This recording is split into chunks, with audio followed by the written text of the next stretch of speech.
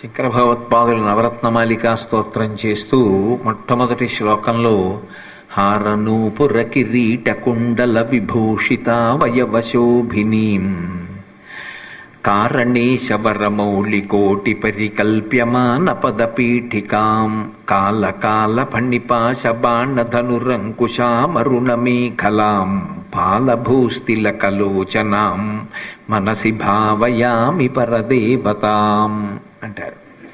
ఒక్కసారి నేను అంటాను, మీరు అనండి. నిన్న ఎక్కడ వ్యాఖ్యానం ఆప్ చేశానో అక్కడి నుంచి మొదలు పెడతాను. హారనూపుర కిరీట కుండల విభూషిత వయవశోభినీం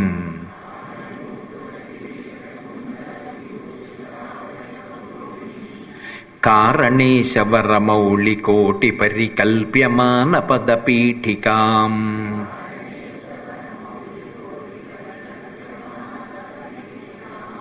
కాళకాల ఫణిపాశ బాణధనురంకుశామరుణమేఖలాం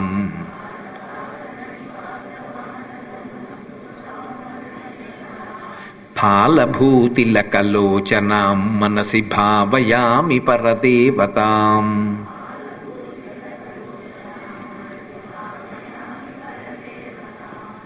నిన్నను కారణేశవరమౌళి కోటి పరికల్ప్యమాన పదపీఠికాం అన్న పాదం గురించి నేను మీతో కొంత ప్రస్తావన చేయడం జరిగింది. కాళకాల ఫణిపాశ బాణధనురంకుశామరుణమేఖలాం అంటారు. ఇందులో శంకర భగవత్పాదులు అమ్మవారి చేతులలో ఉండేటటువంటి ఆయుధముల గురించి మాట్లాడుతున్నారు.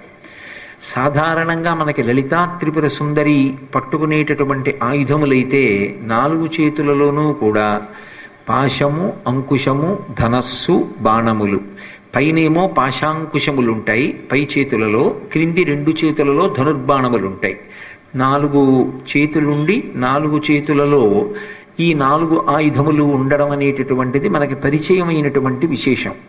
కానీ నేను మీతో మనవి చేశాను కదూ, ఏ విషయాన్నైనా సరే మనతో ఆలోచింప చేస్తూ ఉంటారు శంకరాచార్యుల వారు. అలా ఆలోచింప చేస్తే మనస్సు ఏ విషయం గురించి మనం పరిశీలనం చేస్తున్నామో దాని మీద లగ్నం చేయడమే భావన చేయడం. అందుకే మనసి భావయామి పరదేవతాం. దానికి రాగస్వరూప పాశాఢ్య క్రోధాకార అంకుశోజ్వల మనోరూపీక్షుకోదండ పంచతన్మాత్రసాయక అన్నాను అనుకోండి. ఓ, ఇవి మనం విన్నవే, ఇవి మనం చూసినవే అని అనుకుంటాం. అందుకే ఆయన ప్రారంభంలోనే ఒక విషయాన్ని మార్చారు. కాళకాల ఫణిపాశ అన్నారు. అమ్మవారి చేతిలో ఉండేటటువంటి పాశాన్ని ప్రస్తావన చేస్తూ ఇది రాగస్వరూప పాశాఢ్య అనలేదు, కాళకాల ఫణిపాశము అన్నారు. కాళకాలుడు అనేటటువంటి మాట పరమశివుడికి అన్వయం అవుతూ ఉంటుంది. అందుకే ఇప్పటికీ కూడా ఉజ్జయిన్ క్షేత్రంలో ఉండేటటువంటి శివలింగాన్ని కాళకాలుడు అని పిలుస్తూ ఉంటారు. ఈ కాళకాలుడు అని పిలువబడినటువంటి కారణం చేతనే ఒక్క ఉజ్జయిని క్షేత్రంలో ఉండేటటువంటి శివలింగానికి ఒక ప్రత్యేకత ఉంది. దానికి నిర్మాల్యాన్ని తిరిగి పూజ చేయడానికి అభ్యంతరం ఉండదు.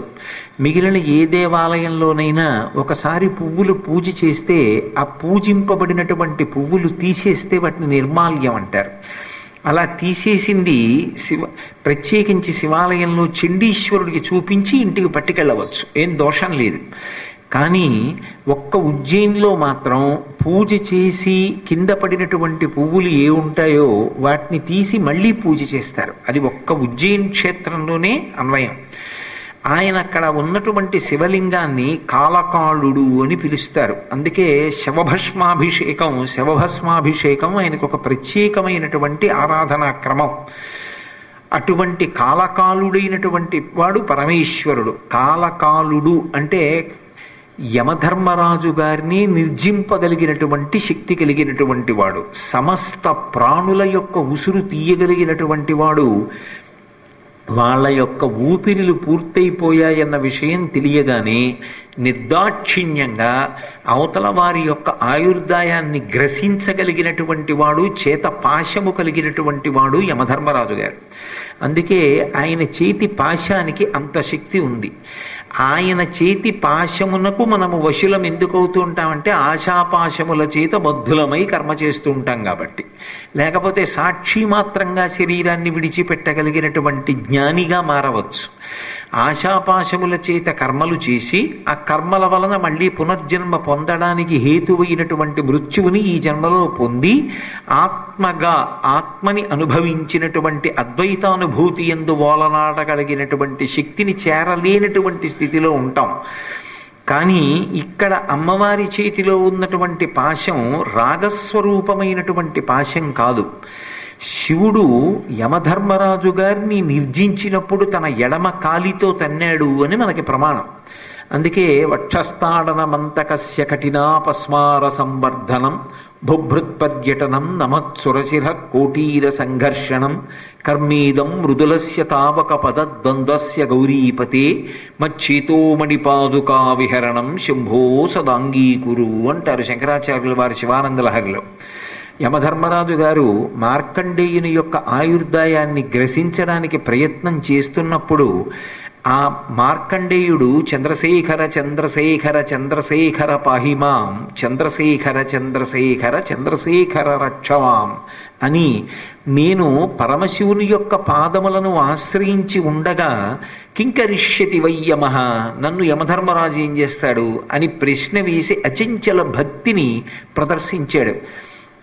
అయినా మార్కండేయుని యొక్క ఊపిరిని తీసేటటువంటి ప్రయత్నం చేస్తున్నటువంటి యమధర్మరాజు గారి యొక్క వక్షస్థలం మీద తన ఎడమ పాదంతో తన్ని యమధర్మరాజుని సంహరించినటువంటి వాడు పరమశివుడు కనుక ఆయనకి కాలకాలుడు అని పేరు.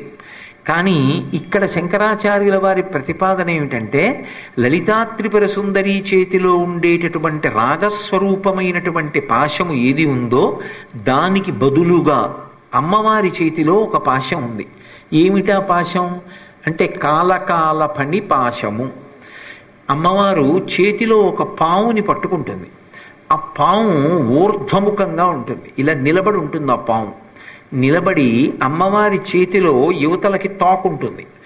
అమ్మవారు ఎక్కడ పావుని పట్టుకుందో అది ఇలా నిలబడి కర్రలా నిలబడి పడగ విప్పి ఉంటుంది. అది అలా నిలబడేటప్పుడు పాము ఒక్కటే ఉండదు, ఆ పాము ఒక ఢమరుకాన్ని చుట్టుకుని ఉంటుంది. ఢమరుకాన్ని చుట్టుకుని నిలబడి ఉంటుంది. సాధారణంగా అలా ఎక్కడైనా మూర్తి ఉన్నట్లయితే అటువంటి మూర్తి సమస్తమైనటువంటి భయములను తొలగతోసేటటువంటి లక్షణంతో ఉంటుంది. మనకి దక్షిణ దేశంలో ఇంతటి అద్భుతమైనటువంటి మూర్తిగా అపారమైనటువంటి ఖ్యాతిని ఆర్జించినటువంటి దేవాలయం మారియమ్మన్ దేవాలయం అని చెప్పి ఒక దేవాలయం ఉంది. తంజావూరు స్వర్ణకామాక్షి దేవాలయానికి దగ్గరగా ఉంటుంది. పసిపిల్లల్ని కూడా తీసుకెడతారు ఆ దేవాలయానికి. ఎటువంటి వాళ్ళైనా సరే సమస్త గ్రహ పీడల నుంచి, రుగ్మతల నుంచి, భయాల నుంచి, ఏదైనా మనసులో శంకతో బాధపడుతుంటే అటువంటి సమస్తమైన విపత్కర పరిస్థితుల నుంచి గట్టెక్కడానికి ఎక్కడెక్కడి నుంచో మారియమ్మన్ దేవాలయం దర్శనానికి వస్తారు. ఆ దేవాలయం ఎప్పుడు జనంతో నిండిపోయి ఉంటుంది. సాధారణంగా మనకి తంత్రశాస్త్రంలో రెండు మూర్తుల గురించి ప్రస్తావన చేస్తారు. ఏ దేవాలయంలోకి ప్రవేశించినంత మాత్రం చేత ఇక గ్రహపీడ కలగదో, ఏ దేవాలయంలో ప్రవేశించినంత మాత్రం చేత ఉగ్రభూతములు చెనకవో, ఏ దేవాలయంలో ప్రవేశించి తిరిగేటటువంటి వాడికి సర్వకాలములయందు మనశ్శాంతికి ప్రతిబంధకములైనటువంటి విషయములు తమంత తాము తొలగుతాయో అటువంటి శక్తివంతమైన దేవాలయములుగా చెప్పబడేటటువంటివి ఒకటి మారియమ్మన్ దేవాలయం తంజావూరు దగ్గర ఉన్నది, 2 అయ్యప్ప స్వామి దేవాలయం. అయ్యప్ప స్వామి దేవాలయంలోకి ప్రవేశించి తిరిగేటటువంటి వాళ్ళని ఉగ్రభూతములు బాధించవు అని ఒక ప్రమాణం ఉంది. అందుకే ఆయన కూడా భూతనాథుడై ఉంటాడు. భూతగణములన్నిటికీ కూడా అయ్యప్ప స్వామి కూడా ఆధిపత్యం వహించి ఉంటారు. తంత్రంలో అది ఆయనకి ఇవ్వబడినటువంటి ఒక ప్రత్యేకమైనటువంటి శక్తి. అటువంటి శక్తి కలిగినటువంటి అమ్మవారు ఆవిడ అపమృత్యువుని కూడా దూరంగా తోసేస్తుంది. యమధర్మరాజుని కూడా శాసనం చేస్తుంది. చేత సర్పాన్ని పాశంగా పట్టుకుని నిలబడింది అంటే అటువంటి తల్లిని దర్శనం చేసినటువంటి వాళ్ళకి ఒకవేళ ఏ కారణం చేతనైనా అపమృత్యువు తరువుకొస్తున్నా సరే అది దూరమై రక్షింపబడతారు అని. అటువంటి దేవాలయం నాకు తెలిసినంత వరకు మనకు దగ్గరలో ఉన్న దేవాలయాల్లో పెద్దాపురంలో మరిడమ్మ వారి దేవాలయం. ఆ దేవాలయంలో కూడా అమ్మవారు చేతిలో ఉన్నటువంటి ఢమరుకానికి సర్పాన్ని చుట్టి సర్పాన్ని పట్టుకుని ఉంటుంది. అది యమధర్మరాజు గారు పాశం పట్టుకు బయలుదేరితే అమ్మవారు చేతిలో ఫణిపాశం అంటే పడగ విప్పినటువంటి పాము పాశాన్ని పట్టుకుని అమ్మవారు కనపడితే ఎవరికి? యమధర్మరాజు గారికి. ఆయనకి ఆవిడ కనపడితే ఆయన తన పాశాన్ని వెనక్కి తీసేస్తాడు అని. అంటే యమపాశము మీద పడకుండా చెయ్యగలిగినటువంటి కాలకాలుని యొక్క పరమశివ స్వరూపమునకు స్త్రీ లక్షణాన్ని కల్పిస్తే అది అమ్మవారుగా నిలబడితే ఆయనే అమ్మవారుగా ఉంటుంది. అందుకని కాలకాల ఫణిపాశ అంటే నిన్న కిరీట దర్శనం చేయించారు కదా శంకరాచార్యుల వారు.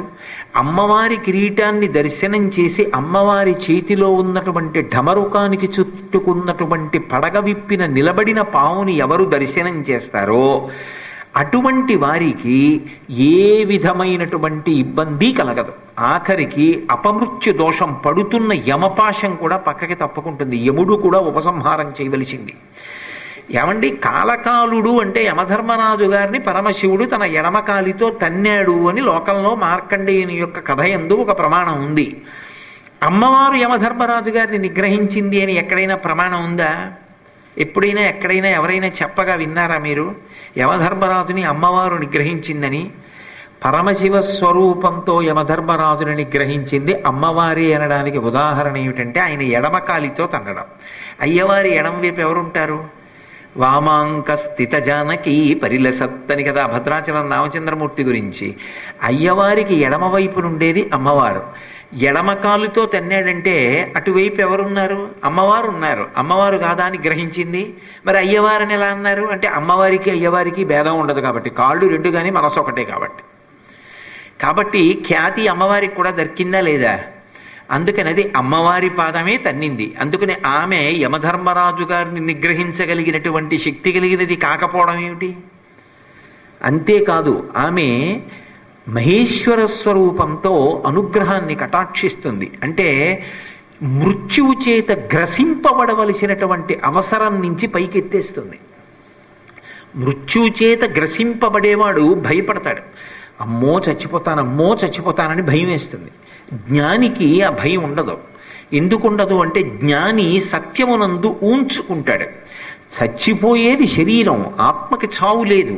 నేను శరీరాన్ని కాదు, నేను ఆత్మని. అందుకని శరీరం పడిపోతే ఏమిటవుతుంది? ఏమవదు. నేనేం ఎక్కడికి వెళ్ళిపోను, నేనేం చచ్చిపోను. నాకు చావు లేదు, నేను ఆత్మని. నేను ఎప్పుడూ అంతటా వ్యాపించే ఉంటాను. అదే భగవాన్ రమణులు అనేవారు, మీకు సర్కోమా వచ్చింది, జ్వరం వస్తోంది, మీకేమైనా అవుతుందని భయం అనేవారు. మీరు చనిపోతారని అన్నమాట అనలేరు కదా, మీకేమైనా అవుతుందని అనేవారు. ఆయన నడుస్తున్నవారు చటుక్కున ఆగి నాకేమవుతుంది, నేను ఆత్మని, నేను ఎప్పుడూ ఉంటాను, నాకు దేశకాల పరిచ్ఛిన్నుడను కాను, దేశము చేత కాలము చేత నాకు పరిమితులు లేవు, నేను సర్వకాల సర్వావస్థల యందు ఉండేటటువంటి ఆత్మని, నేను ఈ శరీరం కాదే అనేవారు ఆయన. మనం అసత్యమునందు ఉంచుకుంటాం, ఇది నేను అనుకుంటాం. అందుకే ఇది పడిపోతుందేమో అని భయం. జ్ఞానికి ఇది నేను కాదని తెలుసు కాబట్టి ఇది పడిపోతే నేను అలాగే ఉంటాను, నేను చూస్తూ ఉంటాను ఈ శరీరాన్ని పడిపోవడాన్ని.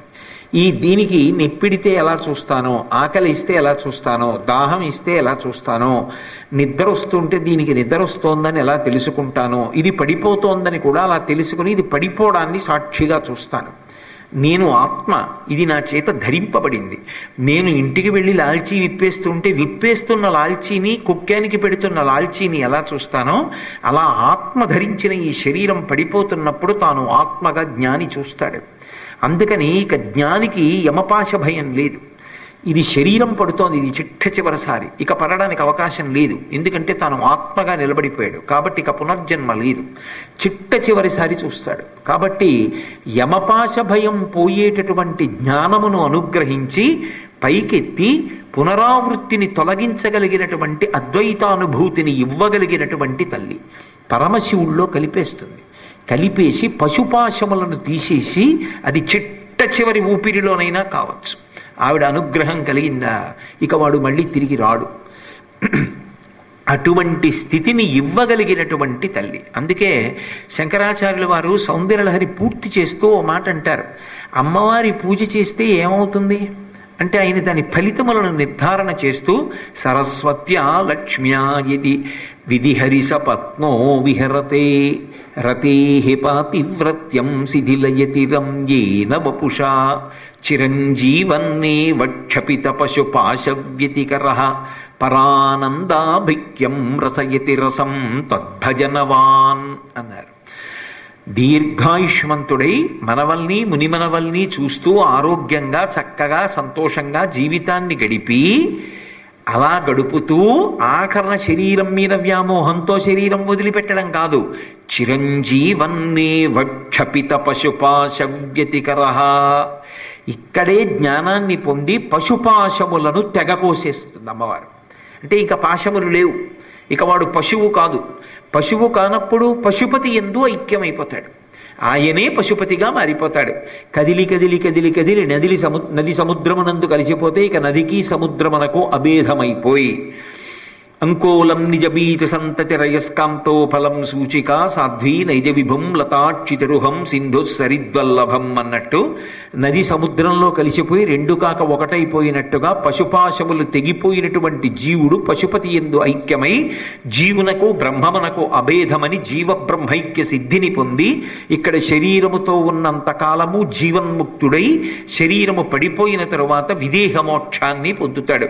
అదిగో ఆ స్థితిని ఇవ్వగలిగినటువంటి తల్లి ధర్మబద్ధమైనటువంటి నడవడి అనబడేటటువంటి కదలికల చేత ఇక మళ్ళీ కదలవలసిన అవసరం లేని సమాధి స్థితిని సాక్షి మాత్ర స్థితిలో అద్వైతానుభూతి యందు ఓలలాడగలిగినటువంటి ప్రజ్ఞయందు నిలబెట్టగలిగినటువంటి తల్లి కనుక ఆమె కాలకాల ఫణిపాశ అని శంకర భగవత్పాదులు ఒక్కసారి నువ్వు ఆ పాశమును చూడు, అది రాగస్వరూప పాశాఢ్యాగా కాదు, ఢమరుకాన్ని చుట్టుకున్నటువంటి పావుని చూడు. అందుకే ఈ నవరత్నమాలిక స్తోత్రాన్ని మీరు వింటున్నారు కాబట్టి ఇప్పుడు మీకు ఒక విషయం అర్థమై ఉండాలి.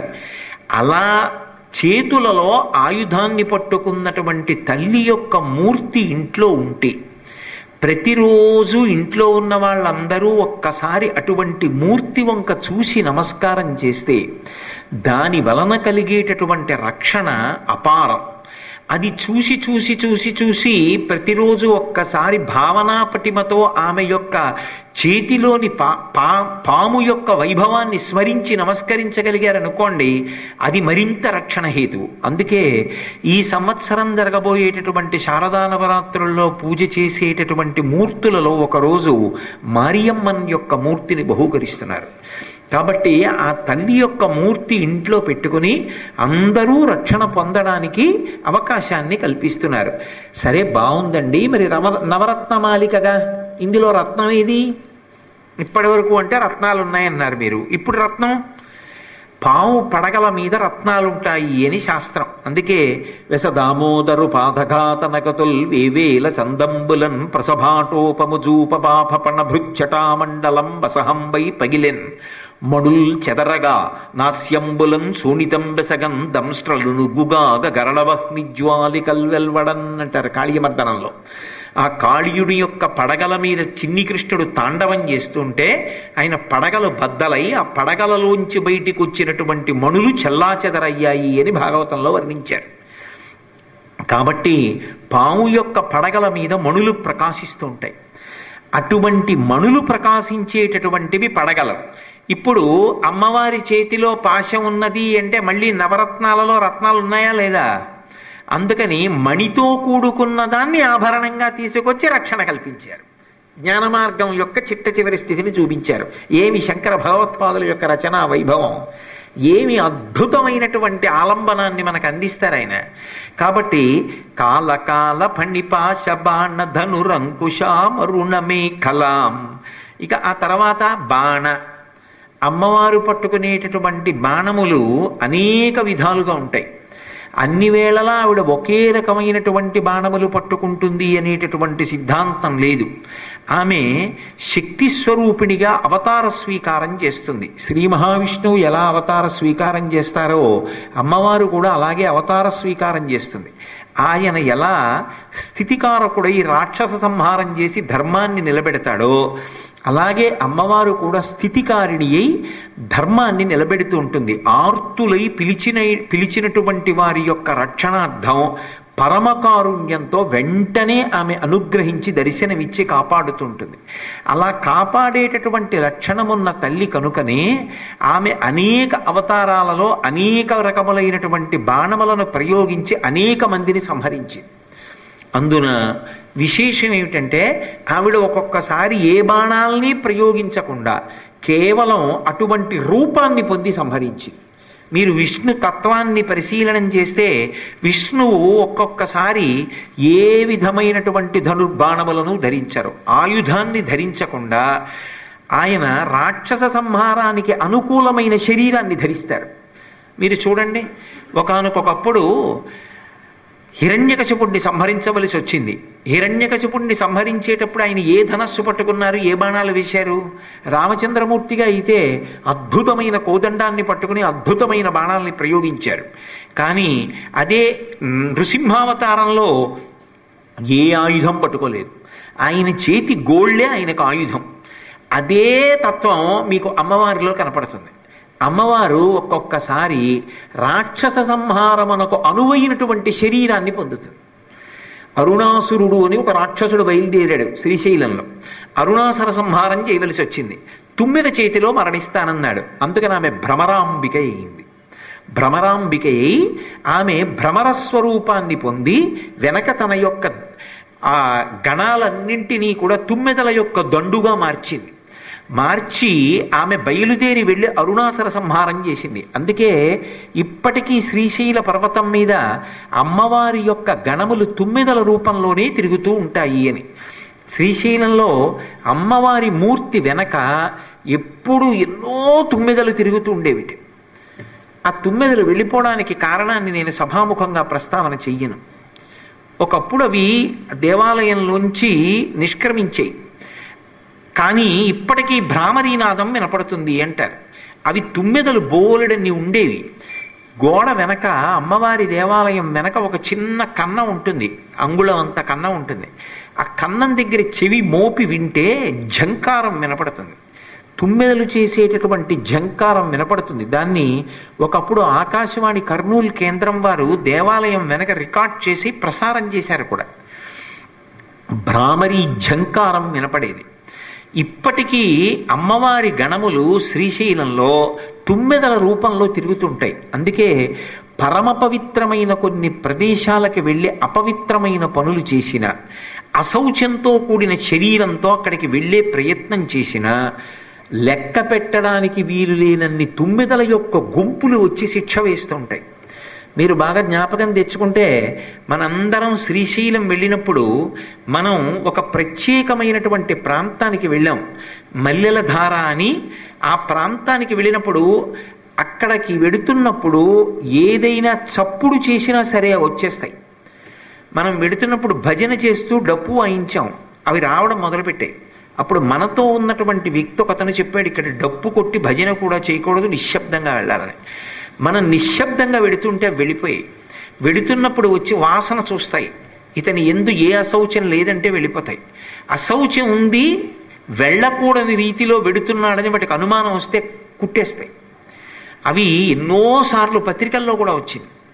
ఇప్పటికీ అమ్మవారి గణములు తిరుగుతూ ఉంటాయి అని ప్రఖ్యాతి. అందుకే శ్రీశైల శృంగే వివిధ ప్రసంగే శేషాద్రి శృంగే సదా వసంతం తమర్జునం మల్లిక పూర్వమేనం అంటారు శంకర భగవత్పాదులు యోగతారావళిలో. పరమాద్భుతమైనటువంటి విషయములకు ఓషధులకు నిలయమీది అంటే శ్రీశైల పర్వతం. స్వామి విష్ణు భగవానుడిగా ఉంటే పరిత్రాణాయ సాధూనాం వినాశాయ చ దుష్కృతాం ధర్మ సంస్థాపనార్థాయ సంభవామి యుగే యుగే, అది ఆయన ప్రతిజ్ఞ.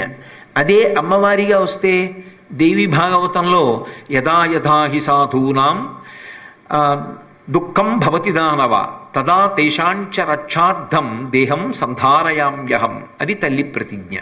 ఇద్దరిది పదములు మారుతాయి, ఒక్కటే ప్రతిజ్ఞ.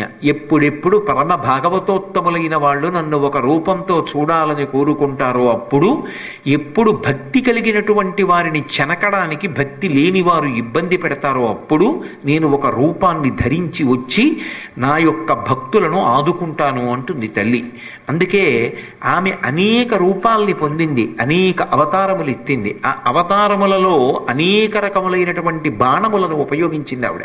అందులో మణులు కలిగినటువంటి బాణములు, మణులు పొదగబడినటువంటి బాణములు కూడా ఉంటాయి.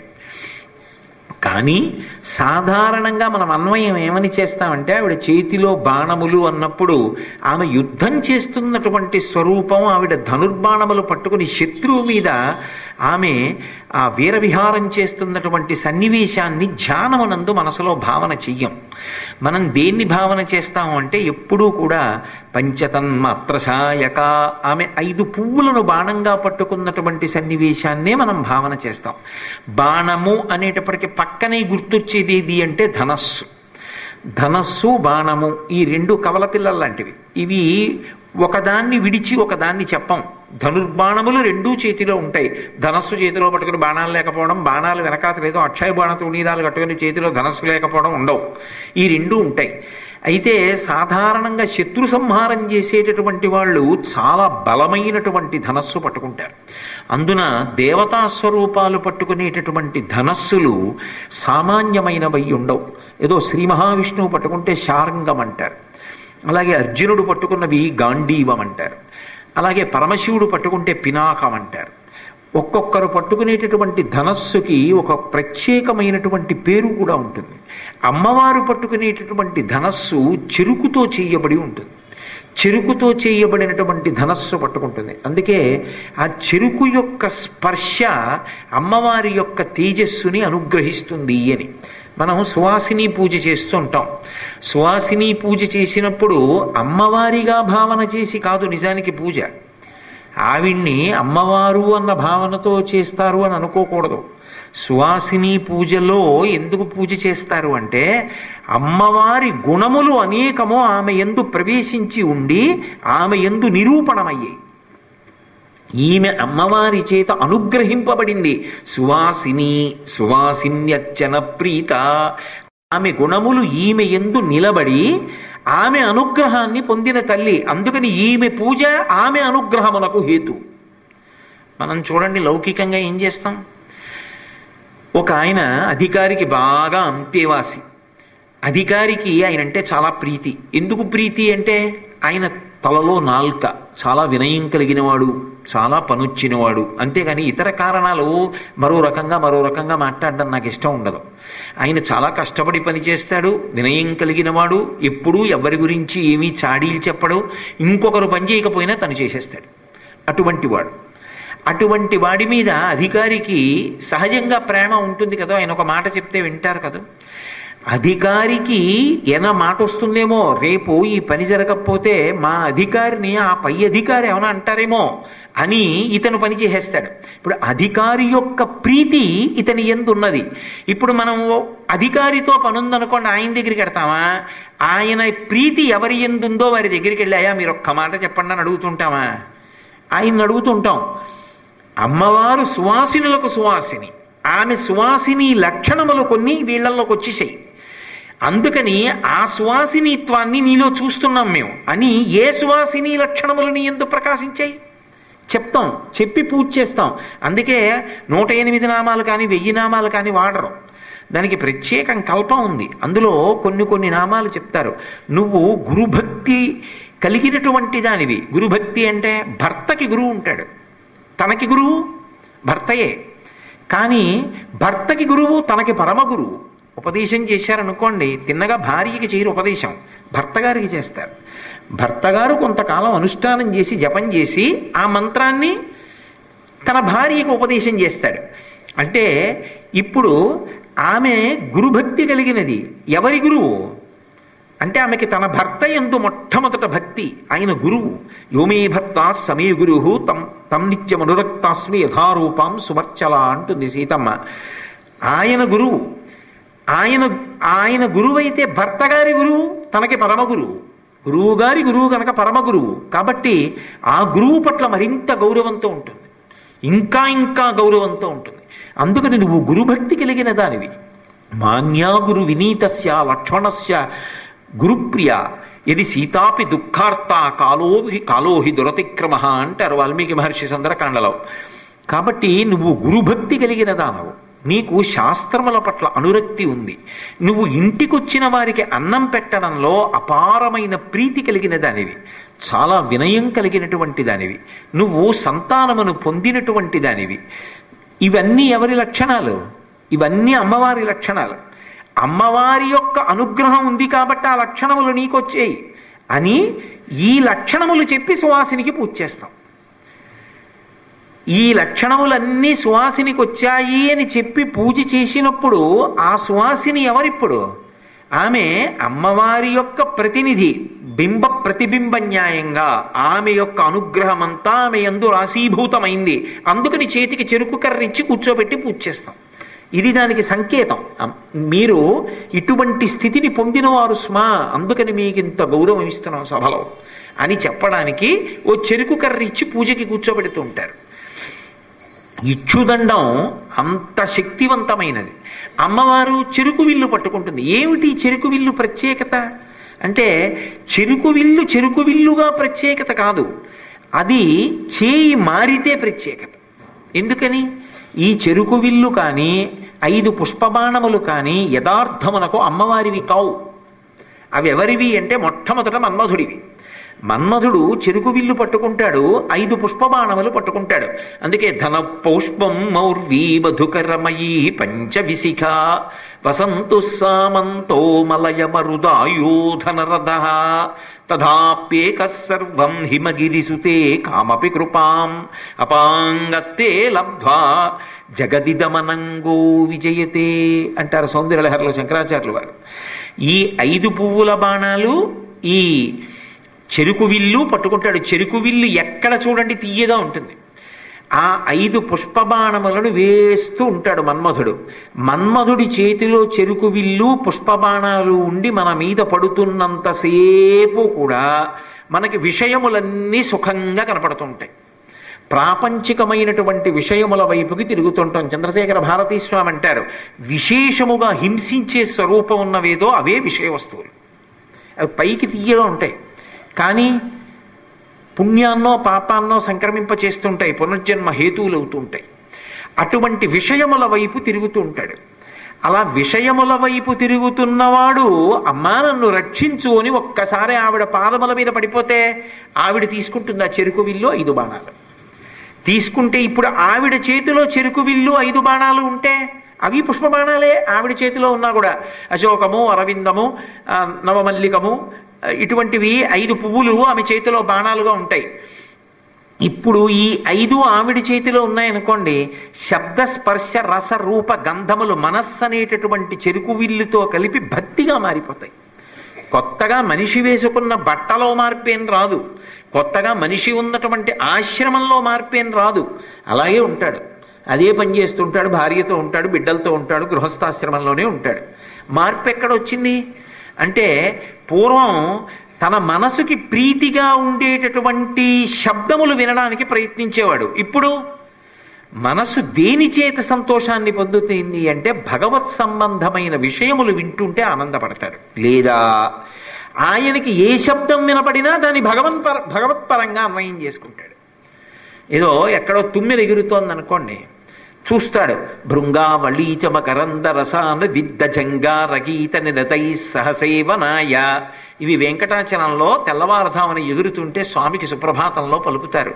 ఈ ఝంకారమే ఆ నిశ్శబ్దంలో వినపడుతుంటుంది అని భగవత్పరంగా అన్వయం చేసుకుంటాడు. లేదా ఈశ్వరా ఏమి సృష్టి, ఒక గొంగళి పురుగుని సీతాకోక చిలుకని చేశావా, సీతాకోక చిలుకకి మళ్ళీ అంత అందమైన రెక్కల, తుమ్మెదకి ఝంకారమా, ఎంత అద్భుతం స్వామి.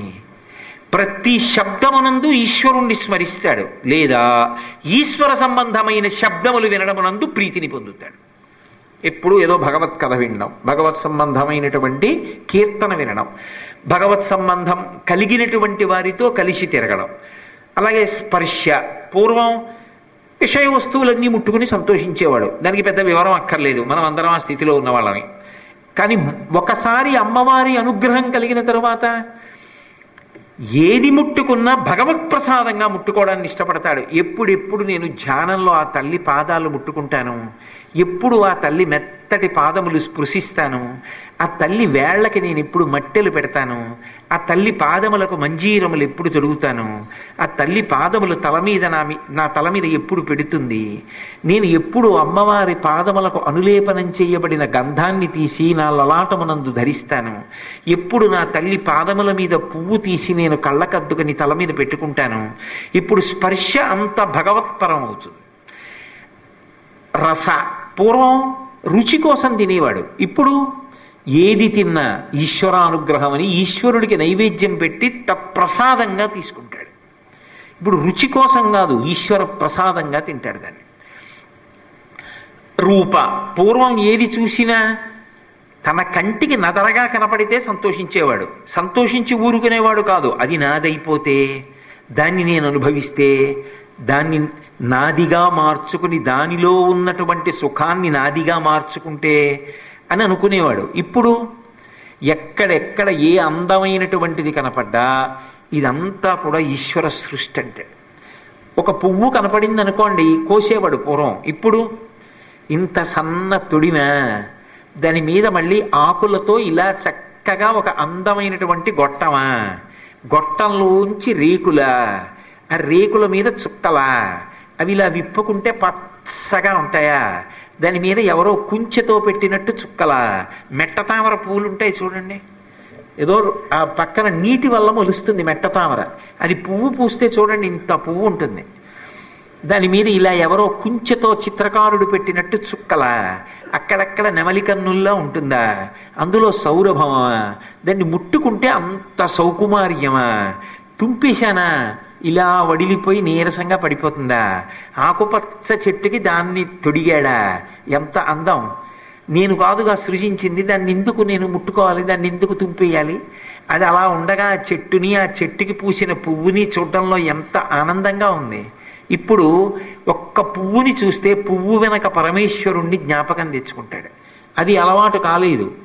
తెల్లవారుజామున మార్నింగ్ వాక్ అని పేరు పెట్టుకుని ఓ వంకర పైన ఉన్నటువంటి కర్ర పట్టుకెళ్ళి, మొక్క తనది కాదుగా, జుట్టు పట్టుకుని ఆడదాన్ని ఉంచితే చూడడం ఎంత బాధగా ఉంటుందో, అలా కొమ్మల్ని పట్టుకుని ఉంచేసి పువ్వులు మొగ్గలు కోసి వదిలి చీకట్లో దొంగతనం చేస్తూ పట్టుకెళ్ళిన పూలు ఈశ్వరుడికి పూజ. ఉద్ధరింపబడతాడా? ఏది సౌకుమార్యం, ఏది భావనలో? అలా కానప్పుడు ఏది చూడండి, అబ్బా ఏమి సృష్టించాడు రా ఈశ్వరుడు. ప్రతి చోట ఎక్కడెక్కడ గొప్ప అందం కనపడినా ఇది ఈశ్వర సృష్టి. పొంగిపోతాడు. ఓ జలపాతం కనపడింది అనుకోండి, అబ్బా ఈశ్వర, ఏమి జలపాతం, ఏమి హొయ్యలు, ఏమి నీళ్లు పడ్డం, ఏమి శబ్దం, ఏమి తుంపరలు, ఈశ్వరుడు యొక్క విభూతి అంటాడు. ఏది చూడండి పరవశించిపోతాడు, ఆనందపడిపోతాడు. ఏది చూడండి బాహ్య రూపం చూడడం కాదు, అందులోంచి ఒక ఉత్తమ భావన పొందుతాడు.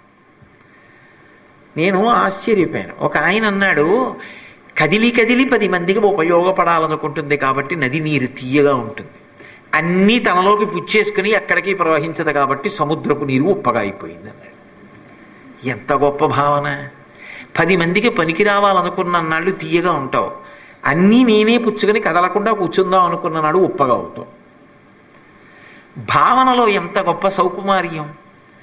ఇది చూడడంలో ఏది చూసినా అందులో భగవంతుని యొక్క విభూతి కనపడుతుంది. ఆశ్చర్యంగా ఉంటుంది. అంతవరకు ఎందుకంటే ఒక్క కను గుడ్డు మీరు చూడండి, పిల్లి కన్ను చూడండి ఎంత విచిత్రంగా ఉంటుందో. ఎప్పుడైనా దగ్గర నుంచి పిల్లి కన్ను చూడండి, కేటాయి కేటాయి అని అంటుంటారు. అసలు ఆ పిల్లి కన్ను చూస్తేనే విచిత్రంగా ఉంటుంది. కోడి కన్ను చూడండి, అది ఇలా రెప్ప మూస్తే తొడుగొచ్చి ఇలా మూసి పైకి వెళ్తూ ఉండడం కనపడుతూ ఉంటుంది. ఆఖరికి పెద్దగా పెరిగిన బల్లిని చూడండి, నల్లపూసలు పైకున్నట్టుగా గుడ్లు ఇంతంత కళ్ళు ఉంటాయి, దానికి చూస్తూ ఉంటుంది, నల్లపూసలు పెట్టినట్టు ఉంటాయి. మనిషి కన్ను చూడండి, అందరి ముఖాలు ఒక్కలా ఉంటాయి. ఒక్కొక్కళ్ళ ముఖం చూడగానే అబ్బా ఈవిడికి నృత్యం నేర్పిస్తే చాలా బాగుంటుందండి, ఎంత పెద్ద కళ్ళు అంటారు.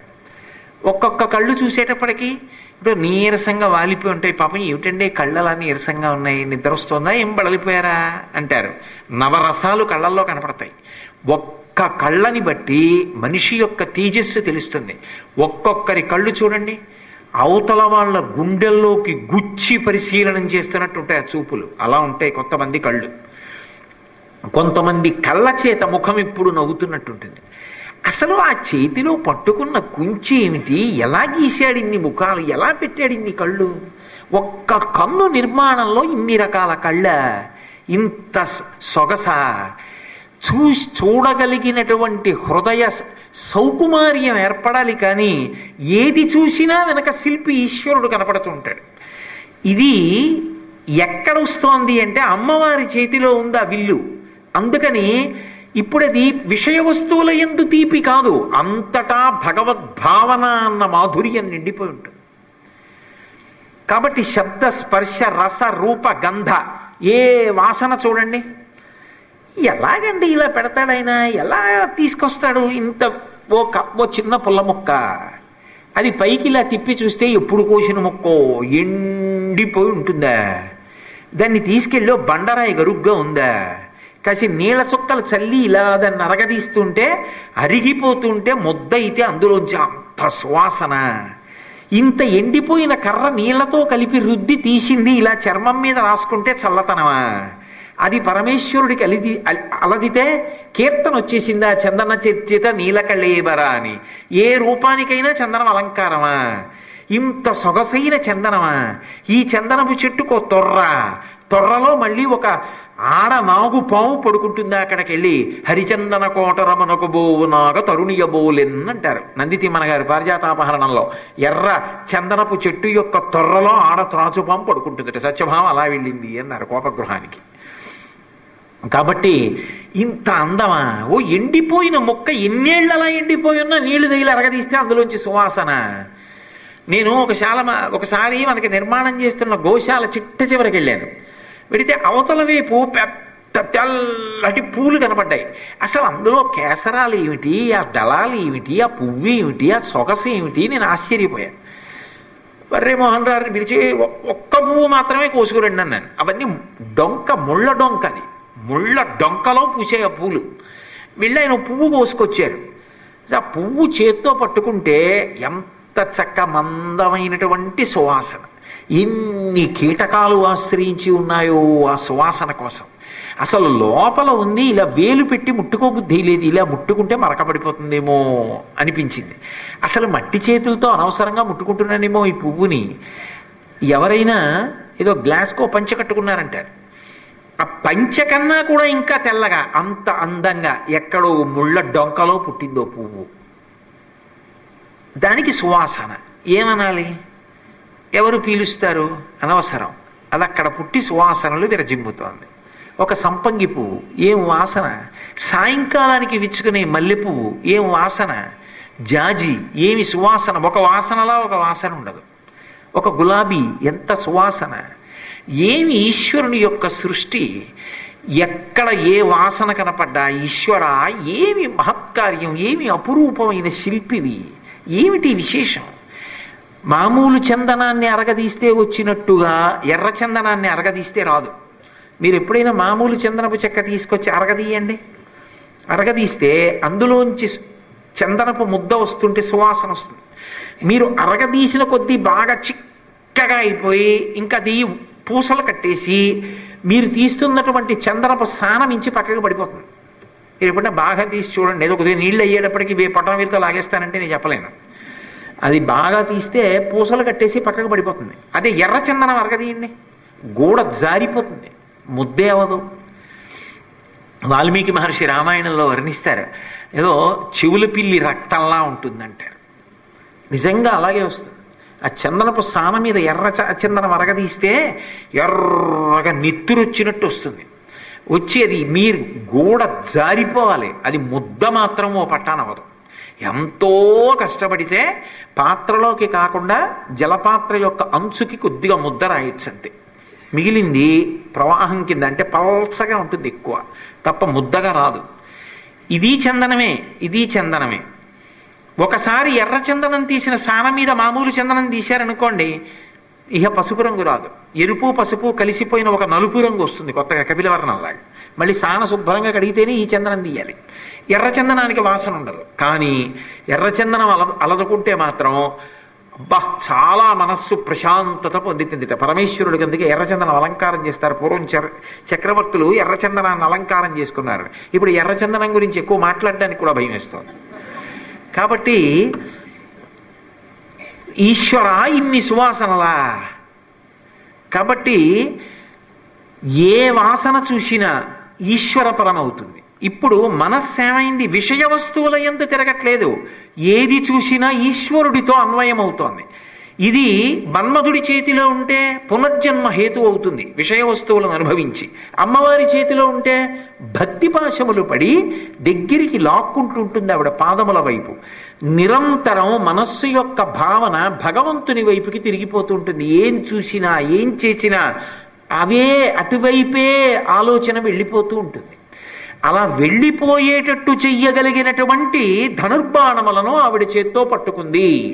కాబట్టి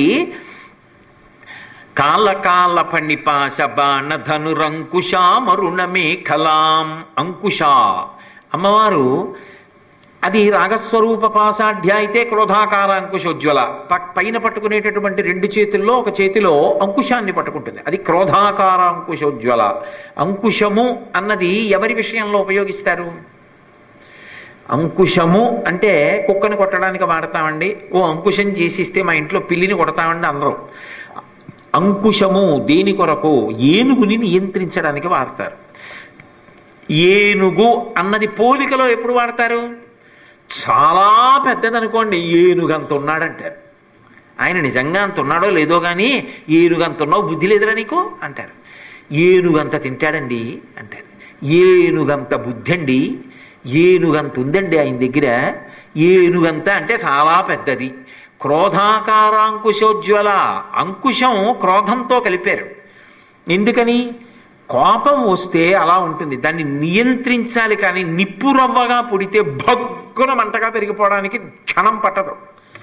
ఎంతో పరిశీలన ఉన్నవాడు, తనని తాను నియంత్రించుకోగలిగిన వాడైతేనే కాసేపు దాన్ని ఎక్కడి వరకు అవసరమో అక్కడ వరకు సాధనంగా వాడుకొని నోటి వెంట రాకూడని మాట రాకుండా మాట్లాడి విడిచిపెట్టేసి వెంటనే తరువాతి కార్యంలోకి వెళ్ళిపోగలడు. లేకపోతే అది వశం చేసుకుందా ఇక తర్వాత మాట కూడా మీరు మాట్లాడలేరు, ఊగిపోతాడు మనిషి. అందుకే ఎలిఫెంటైన్ ఇన్ ప్రపోర్షన్ అంటుంటారు ఇంగ్లీష్లో, ఏనుగంత పరిమాణంలో ఉంది అంటుంటారు. అంత పెద్ద ఏనుగుని ఇది నియంత్రిస్తుంది అంటే ఒక అంకుశం నియంత్రిస్తుంది, ఇంత ఉంటుంది. ఇంగ్లీష్లో స్మాల్ హిచ్ రాస్తారే, ఆ హిచ్ ఎలా ఉంటుందో అంకుశం ఎలా ఉంటుంది. మీరు ఎప్పుడన్నా చూశారో లేదో. అంకుశం అంటే ఏనుగు వణికిపోతుంది. ఎందుకంటే అది పెట్టి ఇక్కడ పొడుస్తారు, కుంభస్థలంలో పొడుస్తారు. ఎంత బాధో ఏనుక్కి, అందుకే లొంగిపోతుంది. క్రోధము అంత అయినప్పటికీ కూడా అది అంకుశానికి లొంగుతుంది. క్రోధం ఎవరినో బాధ పెడుతుంది అనుకుంటే అంతకన్నా అమాయకపు విషయం ఇంకొకటి లేదు. ఎందుకో తెలుసా? మీకు నేను ఒక్క విషయం చెప్తాను. పిల్లలు ఉంటారు, పిల్లల దగ్గర అమ్మకి కోపం తరచుగా వస్తూ ఉంటుంది. అమ్మ పిల్లల దగ్గర పెద్ద పెద్ద ఉపన్యాసాలు చేస్తూ ఉంటుంది. మీరు ఎప్పుడైనా విన్నారో లేదో, చిన్న పిల్లలు ఉంటారు, వాడిని నిలబెట్టేసి ఏమనుకుంటున్నావు, నీ ఇష్టం వచ్చినట్టు ప్రవర్తిస్తున్నావు, నీ సంగతి చెప్తాను పద హైదరాబాద్, అస్తమానం ఇక్కడే ఉంటావు అనుకుంటున్నావా, ఇక్కడి నుంచి పద ఇంటికి, నీ సంగతి చెప్తాను, ఏమనుకుంటున్నావో. ఆహా, అమ్మంటే ఏమనుకుంటున్నావు, ఇన్ని చెప్తుంది. వాడు అన్నీ వింటాడు, వాడికి ఏమైనా అర్థం అయితే కదా. అన్నీ అయిపోయాక వాడు నవ్వుతాడు. ఏమైంది, వీడి క్రోధం అన్వయం అయిందా? వాడికి పుచ్చుకుంటే కదా, వాడికి ఏమైనా తెలిస్తే కదా వాడు పుచ్చుకోలేదు. అది ఎందుకో పనికి రాలేదు ఆ కోపం. మీరు ఎవరి మీదో కోపడ్డారు అనుకోండి, ఆయన ఉమామహేశ్వర పరబ్రహ్మార్పణమస్తు అని వెళ్ళిపోయాడు అనుకోండి, మీ పరిస్థితి ఏమిటి? మీరు కూడా వెంటనే నవ్వి ఊరుకోలేరు, ఇంకా కోపం వస్తుంది. ఏం బుద్ధి ఉందా లేదా అండి, తిడుతుంటే అలా వెళతాడు ఏంటండి అంటారు. అందుకే కోపమును నిగ్రహించడానికి సాధనం ఒక్కటే చెప్తుంది శాస్త్రం. ఎందుకు కోప్పడుతున్నావు? అవతలవాడు తప్పు చేశాడని. మంచిదే, నువ్వు ఎప్పుడు తప్పు చేయలేదా? నువ్వు ఎప్పుడు తప్పు చేయకపోతే కోప్పడు. బెబ్బే తప్పు చేయకపోయాడండి, నేను తప్పు చేసిన వాడినే. అయితే ఏ తప్పు జరిగిందో దిద్దడానికి కోప్పడంతే, అంతవరకే. అది ఎంతవరకు అవసరమో అంతవరకు కోప్పడు. గుర్తింపబడింది తప్పు, వెంటనే వదిలే, అంతే. అంతే, సాధనంగా వాడు, అంతకు మించొద్దు. ఇది కోపాన్ని నియంత్రించుకునేటటువంటి విధానం. రెండు, కోపముతో మీరు ఏది సాధిద్దాం అనుకుంటారో అది మీరు సాధించగలరు అని విశ్వసించడం చాలా కష్టం. కానీ ప్రేమ చేత మాత్రం ఏదైనా సాధించవచ్చు. మీరు ప్రేమ చేత సాధించలేనిదన్నది లోకంలో ఉండదు. అందుకే మీరు చూడండి, ఎంత తప్పు చేసిన వాడు కానివ్వండి, అయ్యా నిజమే నేను తప్పు చేశాను, మీరు తండ్రి లాంటి వారు కాబట్టి పెద్ద మనస్సుతో ఆలోచించి నన్ను క్షమించండి అని ఒక్క మాట అన్నాడు అనుకోండి, ఇక సాగ తీయడానికి వీల్లేదు. పోన్లే ఇంకెప్పుడు చేయకు. ప్రేమతో మీరు ఒక విషయాన్ని చెప్పారనుకోండి, అది ఉద్విగ్నతని కల్పించదు. కోపం అన్ని వేళలా ఫలితాన్ని సాధిస్తుందని చెప్పడం కుదరదు, ప్రేమ సాధిస్తుంది. అందుకే అమ్మవారు కోపాన్ని నియంత్రించుకునేటటువంటి శక్తిని ఇస్తుంది. ఒక్కొక్కసారి కోపం తారస్థాయికి వెళ్ళిపోయిందనుకోండి, నిగ్రహించుకోలేకపోయాడు అనుకోండి, జీవితాంతం బాధపడవలసినటువంటి సంఘటన జరిగిపోతుంది ఆ కోపంలో. అలా జరగకుండా ఉండాలి అంటే కోపాన్ని నియంత్రించుకునే శక్తి ఉండాలి. పైగా కోపధారి దగ్గరికి అందరూ వెళ్ళడానికి ఇష్టపడరు. ఆయన కోపధారండి, ఏమో గబుక్కుని ఏం చేస్తాడో అంటారు, ఏ మాట అంటాడో తెలియదండి, మంచివాడే, ఏం ఉపయోగం, ఇప్పుడు ఎడతాం ఏదో మాట నేస్తాడు చటుక్కుని, ఆ తర్వాత ఎంత ప్రేమగా మాట్లాడితే మాత్రం మనసుకి కలుక్కోమంటుంది కదండి. అందుకని వద్దు ఆయనతో స్నేహం అంటారు. అందుకే ఆ కోపాన్ని మనంగా నిగ్రహించుకోలేము.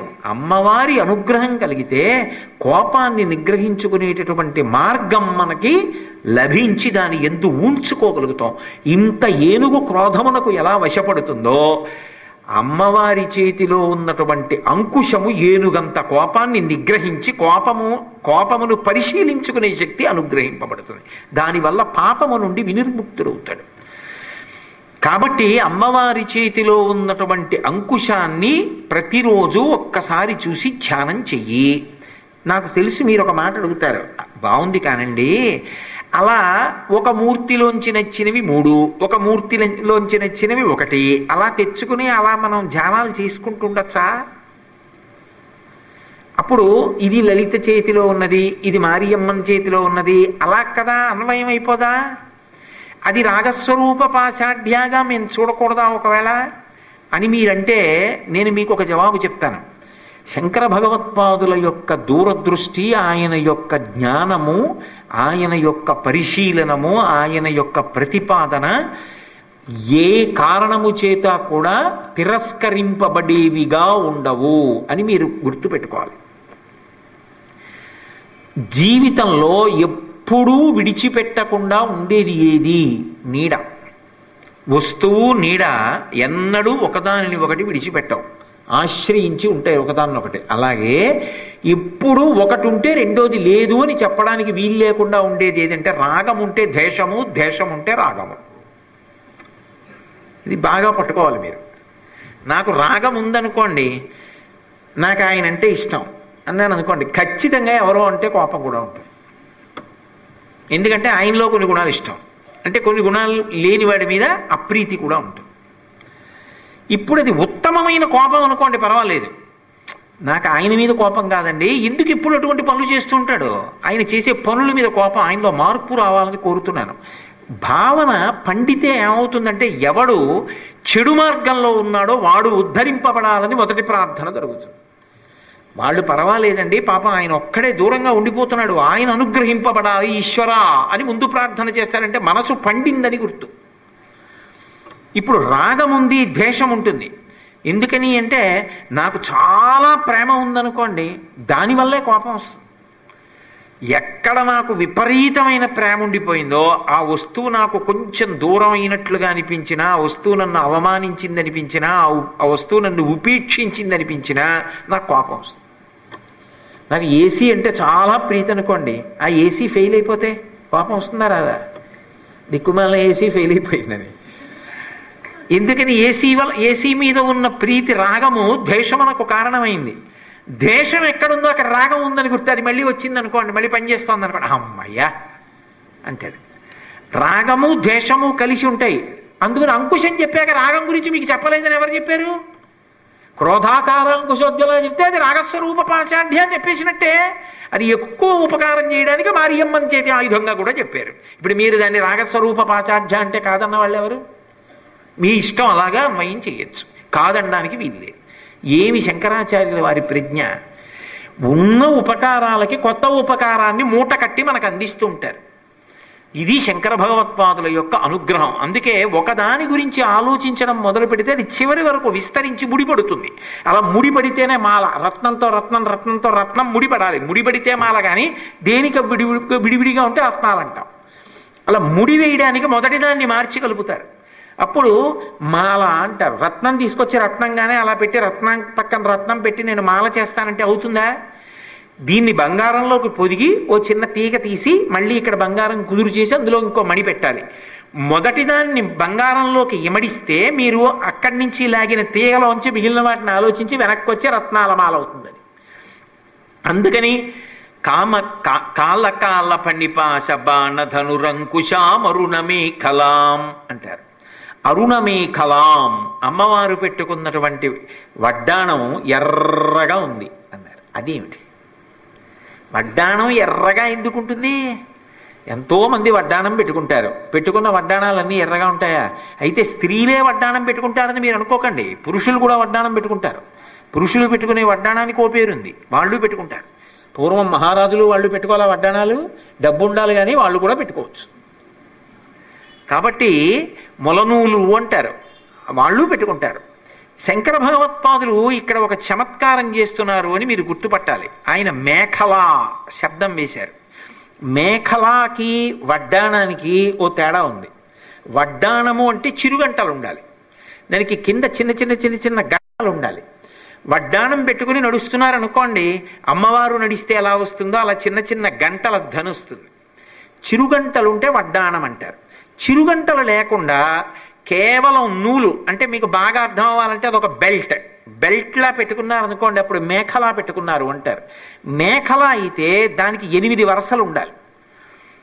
అంటే చూడండి, ఏదో ఇలా 8 తాళ్ళు కింద పేని ఇలా నిలువుగా దానికి పటకాలు వేసి బెల్ట్లా చేసి పెట్టుకున్నారనుకోండి, అలా పెట్టుకుంటే మేఖలా ధరించారు అంటారు.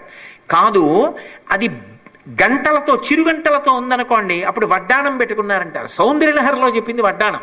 కొన కాంచీదామాకరికలభ కుంభస్తననత పరిక్షీణా మధ్యే పరిణత శరచంద్రవదన ధనుర్బాణం పాశం శృణిమపి దతానాకరతలై పురస్తాదస్తాం నః పురమధితురహో పురుషికా.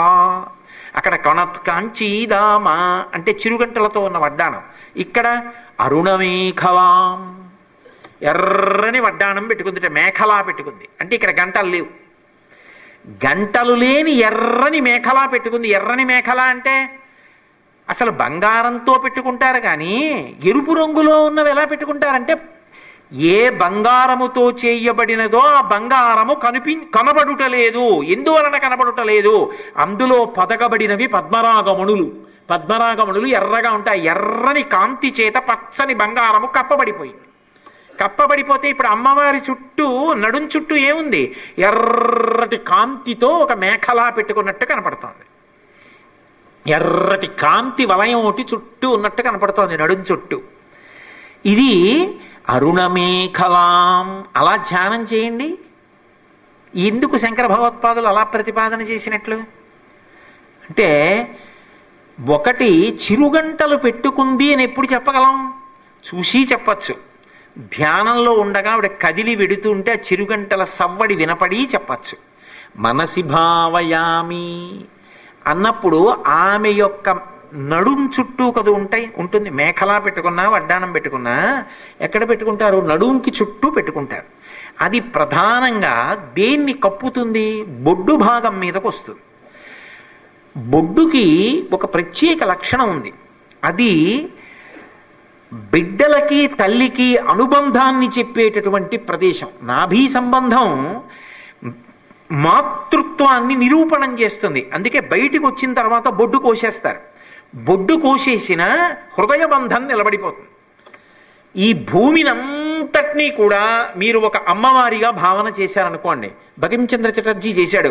వందే మాతరం వందే మాతరం సుజలాం సుఫలాం మలయజ శీతలాం సస్య శ్యామలాం మాతరం వందే మాతరం. ఈ భరత భూమినంతటినీ ఒక తల్లిగా భావన చేశాడు. భూమాదేవి అంటారు. ఇప్పుడు ఆ భూమాదేవి వడ్డాణం పెట్టుకుంటుంది అమ్మవారు. మేఖల ఎక్కడ పెట్టుకుంటుంది? ఎక్కడ నాభీస్థానం ఉందో అక్కడ పెట్టుకుంటుంది. భారత దేశాన్నంతటినీ కూడా ఒక మాతగా భావన చేస్తే నాభీ ప్రదేశం ఎక్కడికి వస్తుంది అంటే కాంచీపురంలో ఉంది. కాంచీపురం దగ్గరికి వస్తుంది. అందుకే వారాహి ఉన్న దగ్గర ఓ స్తంభం ఉంటుంది. ఆ స్తంభానికి ఇలా నాభి ఆకారంలో చిన్న కన్న ఉంటుంది. మీరు అందులో కొంచెం పొడుగ్గా వేలున్నవారు మధ్య వేలు లోపలికి పెడితే బొడ్డు తగిలినట్టుగా తగులుతుంది. కుంకం వేసి ఉంటుంది. అదే నాభీస్థానం కాంచీపురంలో. అందుకే పక్కనే కామాక్షి, అటు అరూపలక్ష్మి ఉంటారు. ఆ నాభీస్థానం భూమాదేవికి అక్కడుంది. అంటే అది మాతృస్థానము అని గుర్తు. అమ్మా అని నమస్కారం. ఆ నాభీబంధం మాతృత్వాన్ని కదూ నిరూపణం చేస్తుంది. అమ్మ అనేటప్పటికీ రాగం. నా బిడ్డలు ఎంత ప్రేమో, ఎంత రాగము ప్రేమ, ఇవి ఎక్కడ చెప్పినా ఎరుపుతో చెప్తాం. ఎరుపు దేనికి చెప్తారంటే శాస్త్రంలో రాగరంజితమైందంటారు. చాలా ప్రేమ వచ్చిందనుకోండి ముఖం ఎర్రబడుతుంది అని. అందుకే శ్రీరామాయణంలో వాల్మీకి మహర్షి ఓ చమత్కారం చేశారు. పశ్చిమ దిక్కు సూర్యాస్తమయం అవుతున్నప్పుడు ఎందుకు ఎర్రబడుతుంది అంటే ఆయన ఒక విశేషం చెప్పారు.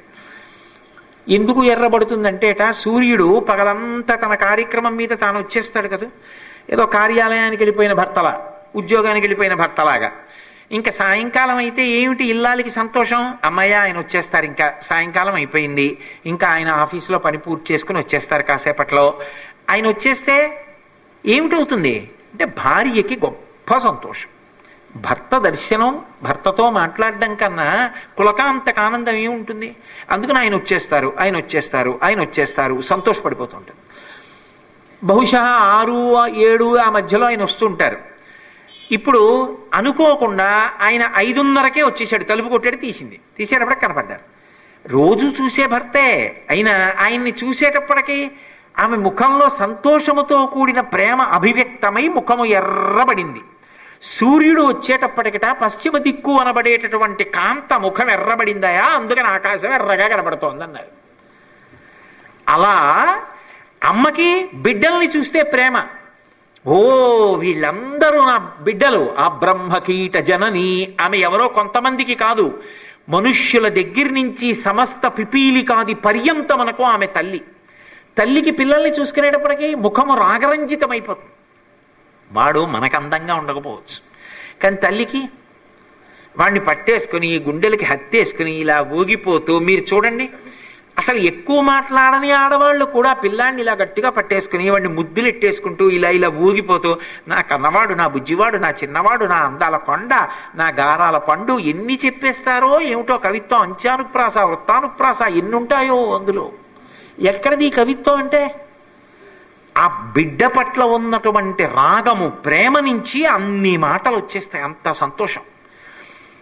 లౌకికంగా ఓ తల్లికి అసలు మాటలు కూడా రాని పిల్లవాడిని ఎత్తుకునేటప్పటికి అన్ని మాటలు మాట్లాడుతుందే. మీరు ఎప్పుడైనా గమనించండి, తల్లి ఎందున్నటువంటి భావన. పెరిగి పెద్దవాడైన పిల్లవాడితో తల్లి అంత ఎక్కువ మాట్లాడదు.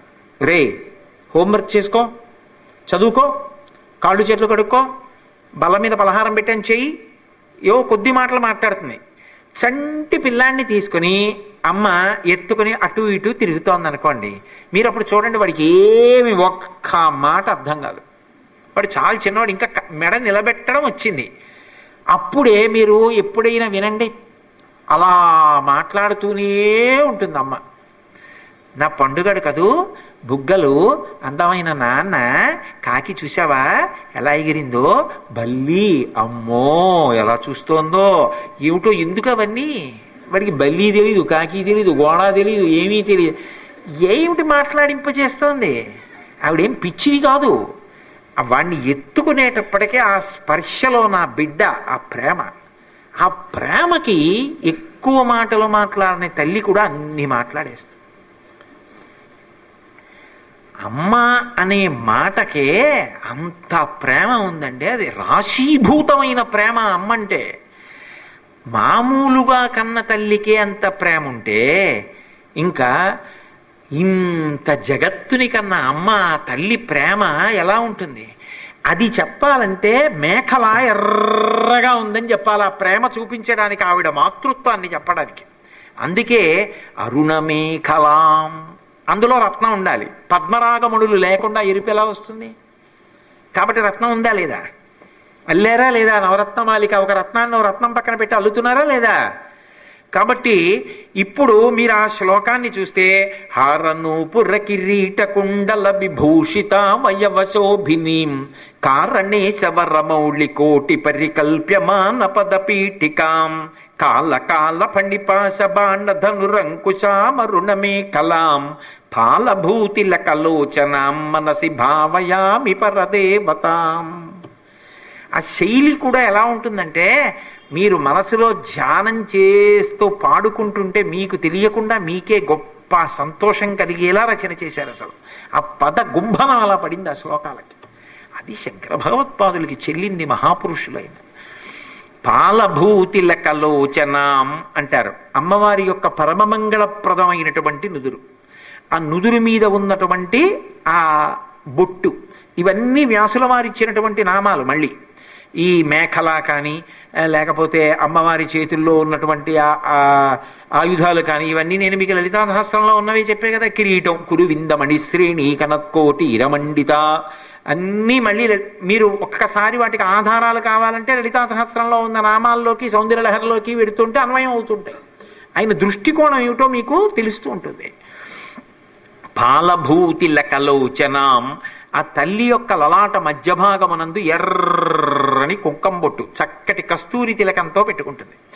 కస్తూరీ తిలకంచి తేందు విలసత్ప్రోద్భాసి పాలస్థలీం కర్పూర ద్రవమిశ్ర చూర్ణ కపురామోదోల్ల సద్వీటికాం లోలాపంగ తరంగ తైరితి కృపాసారైర్నతానందినీం శ్రీశైలస్థలవాసినీం భగవతీం శ్రీమాతరం భావయే అని ఆవిడ కస్తూరి తిలకం పెట్టుకుంటుంది ఆవిడైనా అంతే విష్ణుస్వరూపంగా అయినా అంతే ఇద్దరు ఒకటే కదా పుంస్వరూపంలో ఉంటే విష్ణువు స్త్రీ స్వరూపంలో ఉంటే అమ్మవారు అందుకే ఆయన కస్తూరి తిలకం లలాట పలకే వక్షస్థలే కౌస్తుభం అమ్మవారు అసౌనాసా వంశస్తు హినగిరి వంశధ్వజపటి ఆమె ఊపిరి విడిచిపెట్టినప్పుడు ముత్యం బయటికి వస్తూ ఉంటుంది తీసినప్పుడు లోపలికి వెడుతుంటుంది కృష్ణుడు నాసాగ్రే నవమోక్తి కమ్ముకు చివర ముత్యం పెట్టుకుంటాడు పుంస్వరూపంలో ఉంటే విష్ణువు స్త్రీ స్వరూపంలో ఉంటే అమ్మవారు అంతే అందుకే ఇద్దరూ అలంకార ప్రియులు ఇద్దరూ చిట్ట చివరికి ఎవరిలోకి ప్రవేశిస్తారు ఆ రూపం పరమశివుడిలోకి వెళ్ళిపోతుంది అందుకే శివుడికి అవతారం ఉండదు అమ్మవారికి అవతారాలు కాబట్టి విష్ణువుకి అవతారాలు అంతవరకు ఎందుకండి ఒక్క మాట చెప్తాను మీకు అర్థమైపోతుంది బిడ్డలను ఎవరికి అంటారు స్త్రీ ప్రసవిస్తుంది నాభికమలంలోంచి బ్రహ్మగారి సృష్టి ఎక్కడి నుంచి రావాలి శ్రీ మహావిష్ణువు నుంచి రావాలి ఆ విష్ణువే నారాయణి అందుకే ఆఖరికి ఆ రెండూ కలిపి ఒకటైపోయి శివుడిలోకి వెళ్ళిపోతాయి లేకపోతే ఇన్నుంటే ఘర్షణ కదండి చివరికి ఒక్క పదార్థంలోంచి రావాలి ఒక పదార్థంలోకి వెళ్ళిపోవాలి ఒకటే నిలబడిపోవాలి మేకలు వేయింజన్నను భాసురముగ నొక్క కోతి పర్వం బిక్కున్ ఆ కోతులు వేయింజన్నను కోకోయని కొంకి నక్క కోయని కూషన్నని జానపదులు చెప్పుకుంటూ ఉంటారు కాబట్టి ఆ తల్లి ఎర్రటి కస్తూరి తిలకం పెట్టుకుంది అయితే శంకరాచార్యుల వారు అందరిలా చెప్తే ఇంకే ఆయన అలా చెప్పరు ఆయన ఒక చమత్కారం చేశారు అమ్మవారికి మూడో కన్ను ఉంది ఆ మూడో కన్ను ఎర్రగా కుంకం బొట్టులా ఉంది ఇక కొత్తగా అమ్మవారు బొట్టు పెట్టుకుందా మూడో కన్నే బొట్టు ఇంకా బొట్టులో బొట్టు కనపడక్కర్లేదు అదే బొట్టులో ఉందంట అనగాని ఓ అనుమానం వస్తుంది బేసికన్ను అని లోకంలో ఓ మాట ఉంది ఎవరైనా రెండు కళ్ళతోటే ఉంటారు మూడో కన్ను ఉందనుకోండి ఎవరికైనా, మీకు వెంటనే జుగుప్స్ వస్తుందా రాదా? అదేంటండి బాబోయ్ ఇక్కడ ఒక కన్ను దాని మీద రెప్పిలా వేసుకుంటోందని 6 వేళ్ళు ఉంటే పర్వాలేదు ఒక చేతికి, నుదుటి మీద 3 కన్నులు కానీ ఉన్నాయనుకోండి మీరు అసలు ఇలా చూడలేరు. మీకు ఇలా చూడగానే ఏదోలా ఉంటుంది. అలా మూడో కన్ను నుండి రెప్ప తెరిచి ఆ కనుగుడ్డు కూడా కదులుతూ దాని మీద మళ్ళీ రెప్ప పడితే, నేను మీకు నిజం చెప్తున్నాను, మీరు ఆ అటువంటి రూపాన్ని చూడగానే మీకు జుగుప్స కలుగుతుంది. ఓ ఎలా ఉన్నారు అంటారు. మీరు ఒక్కసారి ఊహించండి, అలా మీరు ఊహ చేయలేరు. అందుకే అసలు పరమశివుని యొక్క లలాట నేత్రముతో దర్శనం ఇవ్వడు. అప్రాకృత శరీరం తం అదిమన్మథ రూపిణం ఘృతరీతి ఘనీభూతం సచ్చిదానంద విగ్రహం అని వ్యాసుడు లింగపురాణం. ఆయన మూడవ కన్ను ఎవరికి కనపడుతుంది అంటే ధర్మ విరోధులకు మాత్రమే కనపడుతుంది. ఆయన మూడవ కంటి స్థానంలో బొట్టు కనపడుతుంది భాగవతులందరికీ. పరమభక్తులైన వాళ్ళందరికీ బొట్టు కనపడుతుంది. ఆ బొట్టు లోపల మూడవ కన్ను ఉంటుంది. ఆ మూడవ కన్ను తెరిచాడా ఆయన ఆగ్రహానికి గురి కావలసినటువంటి పరమ అధర్మాత్ముడు ఎవడుంటాడో వాడికి చూపిస్తాడు. మిగిలిన వారికి బొట్టు రూపంలో ఉంటుంది తప్ప అసలు బేసి కన్నుగా మూడవ కన్నుగా దర్శనమివ్వడు. అందుకే అంత అతిమన్మథరూపిణం, అంత అందగాడిగా ఉంటాడు అమ్మవారు. ఇవి ఇద్దరికీ కలిపిన ఆస్తి. ఏవి? బాలచంద్ర రేఖ, కిరీటం, మూడో కన్ను, ఇవన్నీ. ఎందుకంటే వేదంలో ఈ మూడవ కన్ను గురించి ప్రస్తావన ఉంది, మిగిలినవి పౌరాణిక నామాలు. మూడవ కన్నుకి సంబంధించి ఏది ఉన్నా అది వేద ప్రోక్తం. ఓం త్రయంబకం యజామహే సుగంధిం పుష్టివర్ధనం. త్రయంబకం అంటే మూడవ కన్ను. మూడవ కన్నున్నవాడు పరమశివుడు ఒక్కడే. మూడవ కన్నున్నది అమ్మవారు ఒక్కతే. ఎందుకనంటే వాళ్ళిద్దరికీ అభేదం. ఒకళ్ళకున్నది రెండో వాళ్ళకు ఉంటుంది. అందుకే మనం చూడండి, శ్రీ సూక్తం అంతా చదివేసిన తర్వాత అమ్మవారిని కూడా త్రయంబక స్వరూపంగా, అంటే మూడవ కన్ను ఉన్న తల్లిగానే భావన చేస్తాం. ఇప్పుడు ఆ మూడవ కన్ను బొట్టులా కనపడుతోంది, ఎర్రటి కుంకం బొట్టులా కనపడుతోంది. ఎర్రటి బొట్టే చక్కగా గుండ్రంగా పెట్టుకుంటుంది అమ్మవారు. ఎందుకని? దానికి ఒక పెద్ద విశేషం ఉంది. అసలు దానివల్ల ఈ లోకం బతుకుతోంది. ఒక కన్ను, కుడి చేతి వైపు ఉన్న కన్ను సూర్యుడు, ఎడం చేతి వైపు ఉన్న కన్ను చంద్రుడు, ఈ మధ్యలో ఉన్నది అగ్నిహోత్రం. అగ్ని ఉంటేనే ఈ లోకం ఉంటుంది. లోపల వేడుంటే కదండి బతికున్నాడంటారు. అగ్నిహోత్రం ఉంటే పచనం చేస్తాం, అన్నం తింటాం. అగ్నిహోత్రం ఉంటే యజ్ఞం చేస్తాం, దేవతలకు హవిస్సిస్తాం. అగ్నిహోత్రం ఉంటే పితృదేవతలకి కవ్యం ఇస్తాం. హవ్యం వహతి దేవానాం కవ్యం కవ్యాసినామపి పాకంచ కురుతే వహ్నిః శంకరస్యైవ శాసనాత్ లింగపురాణం. ఆ అగ్నిహోత్రమే దేవతలకి హవ్యం పట్టుకెళ్ళాలి, అగ్నిహోత్రమే పితృదేవతలకి కవ్యం పట్టుకెళ్ళాలి. ఆ అగ్నిహోత్రం ఎర్రటి కీల వస్తుంటే ఆ వేడిలో ఈ సమస్తమైనటువంటి జగత్తు నిలబడి ఉంది. ఆ వేడి వలననే లోకం, జీవులన్నీ నిలబడుతున్నాయి. అటువంటి అగ్నిగా అమ్మవారు లోకములన్నిటినీ కూడా అనుగ్రహిస్తూ ఉంటుంది. అవి జగత్కారకములు, జగత్ పోషకములు. అయితే ఇందులో ఒక తమాషా ఉంది. ఎప్పుడు ఎర్ర రంగుతోటే ఆ మూడవ కన్ను ఎందుకు ఉండాలి అంటే, దాని మీద అబ్బో శంకరాచార్యులు వారి సౌందర్యలహరిలో చాలా ఎన్ని ఊహలు చేసేశారో ఆయన. అసలు ఆయన అన్నారు, అమ్మవారివి ఆకర్ణాంత విశాల నేత్రములు. ఈ కన్ను ఇక్కడ వరకు వస్తుంది, ఈ కన్ను ఇక్కడ వరకు పెడుతుంది. భీమవరంలో మావుళ్ళమ్మ తల్లి ఉంది. మీరు ఆ మూర్తిని చూస్తే ఆశ్చర్యపోతారు. ఇక్కడ వరకు కళ్ళు ఉంటాయి, కానీ ఎంత అందంగా ఉంటుందో తల్లి. ఇక్కడ వరకు ఉంటాయి. ఈ కళ్ళుట ఓ పని చేస్తూ ఉంటాయిట, కళ్ళు చూడాలంతే. కానీ ఇవి అమ్మవారు కావ్యాలాప వినోదిని కదూ. మహాకవులు వచ్చి అక్కడ కూర్చుని కావ్యాలు చెప్తుంటే ఈ కన్ను ఇక్కడ వరకు వెళ్ళి వింటూ ఉంటుందిట, ఈ కన్ను ఇక్కడ వరకు వెళ్ళి అది కూడా వింటూ ఉంటుందిట. ఈ కన్ను అసూయ పడుతుందిట, నేను కన్నే, ఉపయోగం ఏమిటి? ఈ రెండు చక్క చెవుల దగ్గరికి వెళ్ళి వింటూ ఉంటాయి, నేను ఇలాగే ఉండాలి, ఇటు ఇటు వెళ్ళడానికి లేదు అని అసూయతో ఎర్రబడిందమ్మా, అందుకే ఎర్రగా ఉందన్నారు. కాదు, అసలు అది అగ్నిహోత్రం. కానీ శంకర భగవత్పాదుల యొక్క ఊహ ప్రజ్ఞ అలా ఉంటుంది. కాదు కాదు, అది ఎందుకు ఎర్రగా ఉంటుందో చెప్పారు. అహస్సూతే సవ్యం తవ నయనమర్కాత్మకతయా త్రియామాం వామంతే సృజతి రజనీ నాయకతయా తృతీయాతే దృష్టిద్దరదళిత హేమాంబుజరుచి సమాధత్తే సంధ్యాం దివసి నిశయోదంతరచిరీం అన్నారు. కాలము అని నేను అన్నాను అనుకోండి, ఒక రోజు దేంతో ఉంటుంది? ఒక పగలు ఒక రాత్రి కలిపితే ఒక రోజు అంటాం. కానీ నిజానికి ఒక పగలు ఒక రాత్రి కాదు. ఒక రోజు అంటే ఒక పగలు ఒక రాత్రి సంధ్యాకాలములు కూడా. ఒక రాత్రి వచ్చి ఒక పగలు వెళ్ళిపోతోంది అనుకోండి, మధ్యలో సంధ్యాకాలం వస్తుంది సాయంకాలం. మళ్ళీ ఉదయం వేళ రాత్రి వెళ్ళి పగలు వస్తోంది అనుకోండి, మళ్ళీ ఉదయం సంధ్యాకాలం వస్తుంది. మధ్యాహ్నం సూర్యుడు ఉరిగిపోతున్నాడు అనుకోండి, పశ్చిమ దిక్కుకి మాధ్యాహ్నిక సంధ్య వస్తుంది. అందుకని మరి సంధ్యాకాలాలు వస్తున్నాయా లేదా? సంధ్యాకాలం ఎప్పుడు వచ్చినా ఎర్రగా ఉంటుంది. త్రియామాం వామంతే సృజతి రజనీ నాయకతయా. 8 యామములు ఉంటాయి ఒక రోజుకి. 8 3 24, ఒక్కొక్క యామానికి 3 గంటలు. త్రియామాం వామంతే సృజతి రజనీ నాయకతయ. రజనీ నాయకతయ అంటే చీకటికి ప్రభువు చంద్రుడు. ఆ చంద్రుడు అమ్మవారి ఎడమ కన్ను. ఈ ఎడమ కన్ను 3 యామములు అంటే 9 గంటల విస్తారంతో ఉంటుంది. అంటే అమ్మవారు తన ఎడమ కంటి ద్వారా 9 గంటల చల్లని చంద్రప్రకాశాన్ని ఇస్తోంది. మిగిలిన కాలం అంతా పగలవు ఈ కన్ను అని చెప్పడానికి లేదు. సూర్యుడే కాదు, ఎందుకని సంధ్యాకాలాలు ఉన్నాయి. సంధ్యాకాలం ఎక్కడున్నా ఎరిపే. సంధ్యని మినహాయించారనుకోండి అనుష్ఠానం పోతుంది. పగలు రాత్రి అన్నారనుకోండి, మరి సంధ్యావందనం ఎప్పుడు చేయాలి? ప్రాతఃసంధ్య, మాధ్యాహ్నిక సంధ్య, సాయం సంధ్య. సంధ్యావందనానికి 3 ప్రమాణమేనా? అయినప్పుడు మరి సంధ్యాకాలం చెప్పకుండా కాలాన్ని పగలు రాత్రిని విభాగం చేసి ఊరుకుంటే ఎలా కుదురుతుంది? అందుకే ఈ కన్ను చంద్రుడు, ఈ కన్ను సూర్యుడు అయితే మరి సంధ్యాకాలం ఏది ఎర్రగా? అంటే అమ్మవారి 3వ కన్ను ఎర్ర కుంకం బొట్టులా ఉన్న సంధ్యాకాలం. ఇప్పుడు అమ్మవారి యొక్క ముఖమండలాన్ని చూసినంత మాత్రం చేత కాల స్వరూపాన్నంతటినీ దర్శనం చేసినట్టే కాదు. కాదు, అమ్మవారి కన్నులను ఒక్కసారి మనసులో భావన చేస్తే ఏమవుతుందో తెలుసా?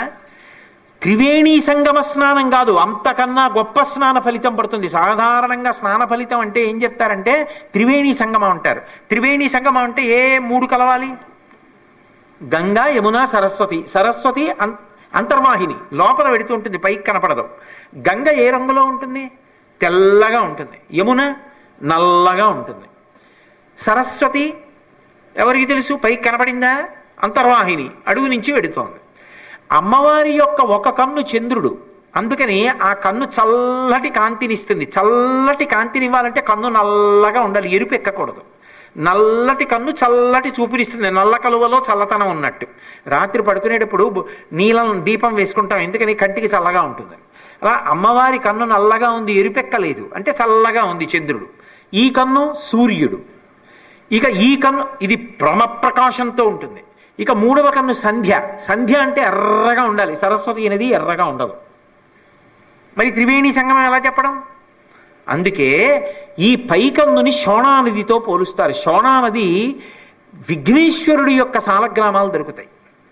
అమ్మవారి కడుపులోంచి కదా విఘ్నేశ్వరుడు వచ్చాడు.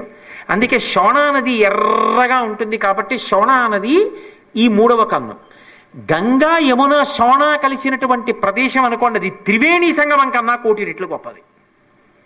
ఇప్పుడు అది బాహ్యంలో దొరకదు, అమ్మవారి ముఖమండలంలో దొరుకుతుంది. అమ్మవారి యొక్క ఈ 3వ కన్ను ఎర్రటి కుంకం బొట్టుని చూశారనుకోండి, అది బాహ్యంలో మంగళప్రదం. అమ్మవారి బొట్టు వంక ఎవరు చూసి నమస్కారం చేస్తారో వాళ్ళకి ఎంతంత సమస్యల మధ్యలోంచైనా దూసుకుని వెళ్ళిపోయి లక్ష్యాన్ని చేరగలిగిన శక్తి వస్తుంది బాహ్యంలో. ఆంతరమనందు అజ్ఞానపు చీకట్లు విడిపోయి మోక్షం వైపుకి వెళ్ళడానికి కావలసినటువంటి దారి దొరుకుతుంది. ఇవి దొరికేట్టు చెయ్యగలిగినది అమ్మవారు పెట్టుకున్నటువంటి బొట్టు. బొట్టు మంగళప్రదం కదండి. ఎక్కడైనా ఆయన ముఖాన బొట్టు ఉంది అంటే మంగళప్రదం. రోజు బొట్టు పెట్టుకుని ఆయన ఓ రోజు బొట్టు పెట్టుకోకుండా కనపడ్డాడు అనుకోండి, ఏదో అనుమానం వస్తుంది. ఆయన బొట్టు పెట్టుకోలేదేమిటి, ఏమి బొట్టు పెట్టుకోలేదు అని అడుగుతారు. ఎందుకని? అమంగళం ఉంటే బొట్టు పెట్టుకోరు అని గుర్తు. అమంగళప్రదమైన ముఖము కుంకుమ చేత అలంకరింపబడి ఉండదు కదా. అంటే సర్వమంగళములు ఎక్కడున్నాయి? కుంకంలో ఉన్నాయి. అయినప్పుడు ఆ అమ్మవారు పెట్టుకున్నటువంటి బొట్టు, ఆ కస్తూరి తిలకం సర్వమంగళములకు మంగళం. అందుకే ఒక్కసారి ఆ బొట్టు వంక ఇలా ధ్యానంలో మనసి భావయామి పరదేవతాం, ఆవిడ లలాటాన్ని, ఆవిడ తిలకాన్ని, ఆవిడ బొట్టుని ఎవడు మనసులో ధ్యానం చేస్తున్నాడో వాడు సమస్త మంగళములను పొందడానికి ఆలవాలమైనటువంటి స్థితిని మనసులో పొందగలుగుతున్నాడు. అందుకని శంకర భగవత్పాదులు పరదేవత యొక్క లలాటమునందు అలంకృతమైనటువంటి కస్తూరి తిలకాన్ని దర్శనం చేయి. అది మూడవ కన్నే, అనుమానం లేదు. మూడవ కన్ను బొట్టుగా కనపడుతోంది అంటే ఇప్పుడు నువ్వెవరై ఉండాలి? నీకు మూడవ కన్ను కనపడకుండా బొట్టు కనపడుతోంది అంటే అసలు అధర్మాత్ముడు కాదు, భక్తి లేనివాడు కాదు, అమ్మ పాదములను ఆశ్రయించాలని వచ్చినవాడే కానీ విరోధభావం ఉన్నవాడు కాదు. ఆ భావన అమ్మవారు నిలబడుతుంది. నువ్వు ఈ భావంతో వెళ్ళు, ఆ భావం అమ్మవారు నీకు పరిపుష్టం చేస్తుంది. నువ్వేదో శ్రమపడి భక్తి తెచ్చుకోక్కర్లా. నువ్వు అమ్మవారి బొట్టు వంక చూడు, మూడో కన్ను అక్కడ లేదు, ఉంది, కనబడదు, బొట్టుగా నీకు కనపడుతోంది. అందుకే పాలభూతిలకలోచనాం, లోచనం అంటే కన్ను, తిలకలోచనాం తిలకం కనపడుతోంది కానీ అది కన్ను. అంటే అలా కనపడేటట్టుగా కావలసినటువంటి అర్హత నీకు ఆమె ఇస్తుంది, నువ్వు పొందడం కాదు. నువ్వు అలా ఒక్కసారి అమ్మ నాకు అలా కనపడాలని నమస్కారం చేసి అమ్మవారి బొట్టు వంక చూసి నమస్కారం చేయి చాలు. ఇక మిగిలింది అమ్మవారు చూసుకుంటుంది, నీ చేయి పట్టుకు తీసుకెళ్ళడం. కంపార్ట్మెంట్లు అన్నీ తిరుపతి వెళ్ళాలండి, ఏం చేయాలి? ఏమీ చేయరు. మొదటి కంపార్ట్మెంట్ యొక్క గద్దగోరు తీసి ఇంజిన్ గద్దగోరుతో కలుపుతారు, అంతే కదా. దానికి ఇలా గద్దగోరు ఉంటుంది, దాన్ని పైకెత్తి అవతల ఇంజిన్కు ఉన్నటువంటి గద్దగోరికేసి ఇది పైకి లేచిపోకుండా పైన ఓ చట్రం పెట్టి బిగించేస్తారు. ఇప్పుడు అవి రెండు ఇలా కలిసి ఉన్నాయనుకోండి, అంతే బోగీలు చేయవలసింది. బోగీలకి ఇంజన్లు ఉండవు, బోగీలు ప్రత్యేకంగా పరిగెత్తావు. పరిగెత్తేదేది ఇంజను, ఆగేదేది ఇంజను. ఇంజన్ తిరుపతి వెళ్ళింది, బోగీలు తమంత కాముగా వెళ్ళలేదు, ఇంజన్ పట్టుకుని ఉన్నాయి తిరుపతి వెళ్ళిపోయి. మనం ఏం చేసాం? బోగీని పట్టుకుని ఉన్నాం, మనం తిరుపతి వెళ్ళిపోయాం. పట్టుకుని కూడా లేము, పడుకుని ఉన్నాం, వెళ్ళిపోయాం. ఇంజన్ని భోగి మొదటిది పట్టుకుంది, మొదటి దాన్ని రెండోది పట్టుకుంది, రెండో దాన్ని మూడోది పట్టుకుంది, మూడో దాన్ని నాలుగోది పట్టుకుంది, చిట్ట చివర ఘాటు పట్టుకున్నాడు. ఆఖరికి మొత్తం అంతా కలిపి తిరుపతి వెళ్ళిపోయి. అది తిరుపతి వెళ్ళిపోయింది, అందులో కూర్చున్న వాళ్ళందరూ తెల్లారేపటికి తిరుపతి వెళ్ళిపోయారు. అలా ఆమె బొట్టు వంక నువ్వు చూసి నమస్కారం చేయి, నీ ప్రయాణం ప్రారంభం అయిపోతుంది. నిన్ను తీసుకెళ్ళిపోతుంది ఆవిడ. నిన్ను ఎటు నడిపించాలో అటు నడిపిస్తుంది, సమస్యల ఇక్కట్ల నుంచి గట్టెక్కిస్తుంది. అందుకే అటువంటి స్నాన ఫలితాన్ని అనుగ్రహించగలదు. అంత గొప్ప పుణ్యాన్ని కట్టబెట్టి నీ చెయ్యి పట్టుకుని బిడ్డని తీసుకెళ్ళినట్టు తీసుకెళ్ళగలదు ఆ తల్లి. కాబట్టి అటువంటి అనుగ్రహ శక్తి కలిగిన తల్లి కాబట్టి పాలభూతిలకలోచనాం మనసి భావయామి పరదేవతాం అని ఆ పాదంతో శంకర భగవత్పాదులు ఆ శ్లోకాన్ని పూర్తి చేసి రెండవ శ్లోకంలో మనకి ఆ అమ్మవారి యొక్క అనుగ్రహాన్ని కటాక్షింపజేస్తున్నారు. గంధసార ఘనసార చారు నవనాగవల్లి రసవాసినీం సాంధ్యరాగ మధురాధరాభరణ సుందరానన శుచిస్మితాం మందరాయత విలోచనాం అమల బాలచంద్రకృత శేఖరీం ఇందిరారమణ సోదరీం మనసి భావయామి పరదేవతాం. ఏ శ్లోకమైనా అదే పదకుంభనంతో అంత అందంగానే పడుతుంది. ఏమి అద్భుతాలు చేశారో మహానుభావుడు. ప్రారంభంలో గంధసార ఘనసార చారు నవనాగవల్లి రసవాసినీం, అందులో అసలు ఆ అక్షరాల కూర్పు చూడండి, ఆ శబ్దం చూడండి ఎంత అందంగా ఉంటుందో. ఏదో మీకు తెలియకుండా మనసు గొప్ప సంతోషంతో ధ్యానం చేయడానికి వీలుగా మనసు ఎలా కుదురుకోవాలో అలా మీరు ఆ శ్లోకాల్ని చదువుతుంటే చాలు, అది ప్రాణాయామం చేస్తే వచ్చి కుదురుకున్నట్టుగా కుదురుకుపోతుంది. అందుకే హారనూపుర కిరీట కుండల విభూషితావయవశోభినీం కారణే శవరమౌళి కోటి పరికల్ప్యమాన పదపీఠికాం కాలకాల పండిపాశ బాణధనురంకుశామరుణమే కలాం పాలభూతిలకలోచనాం మనసి భావయామి పరదేవతాం గంధసార ఘనసార చారు నవనాగవల్లి రసవాసినీం సాంధ్యరాగ మధురాధరాభరణ సుందరానన శుచిస్మితాం మందరాయత విలోచనాం అమల బాలచంద్రకృత శేఖరీం ఇందిరారమణ సోదరీం మనసి భావయామి పరదేవతాం అని మీరు ఈ 2 శ్లోకాలు ఇంట్లో వాళ్ళ దగ్గర చదివి ఆగండి. వెంటనే విన్నవాళ్ళు అబ్బా ఎంత బాగున్నాయో, ఎక్కడివి ఈ శ్లోకాలు అని అడగకుండా ఉంటే నన్ను అడగండి. ఎందుకో తెలుసా? మనసుని ఆకర్షించి అన్నిటి నుంచి కూడా వైముఖ్యం పొంది అది విందాం, అది ఏమిటో చాలా బాగుంది అనిపించేటట్టుగా ప్రతి శ్లోకానికి అదే గుంభనం. మీరు ఇది వచ్చేసింది అనుకోండి, నిజంగా మీరు ఇంట్లో కూర్చుని ఈ 9 శ్లోకాలు ఒకసారి పైకి చక్కగా చదువుతున్నారు అనుకోండి. ఏదో స్మీరచారు ముఖమండలం విమల గండలం విమణి మండలాం హారదామ పరిశోభమాన కుచ భార భీరుతను మధ్యమాం వీర గర్వహర నూపురాం వివిధ కారణేశవర పీఠికాం మారవైరి సహచారిణి మనసి భావయామి పరదేవతాం. అలా 9 శ్లోకాలు చదివితే ఏడుస్తున్న పిల్లాడు కూడా ఏడుపాపేసి వింటాడు. ఇది శంకర భగవత్పాదుల యొక్క ప్రజ్ఞ. మనసి భావయామి పరదేవతాం. మీరొక్కళ్ళు కాదు, భావన చేసేటప్పుడు నిశ్శబ్దంగా ఉండాలి. ప్రాణాయామం చేత మనసుని పట్టుకోవాలి. కానీ శబ్దము చేత మీ మనసు లొంగిపోయేటట్టు, శబ్దము చేత వింటున్నవాడు కూడా లొంగిపోయి బా ఎంత బాగుందోనే అని మాట్లాడుతున్న వాళ్ళు కూడా ఆగిపోయి ఎంత బాగుందో.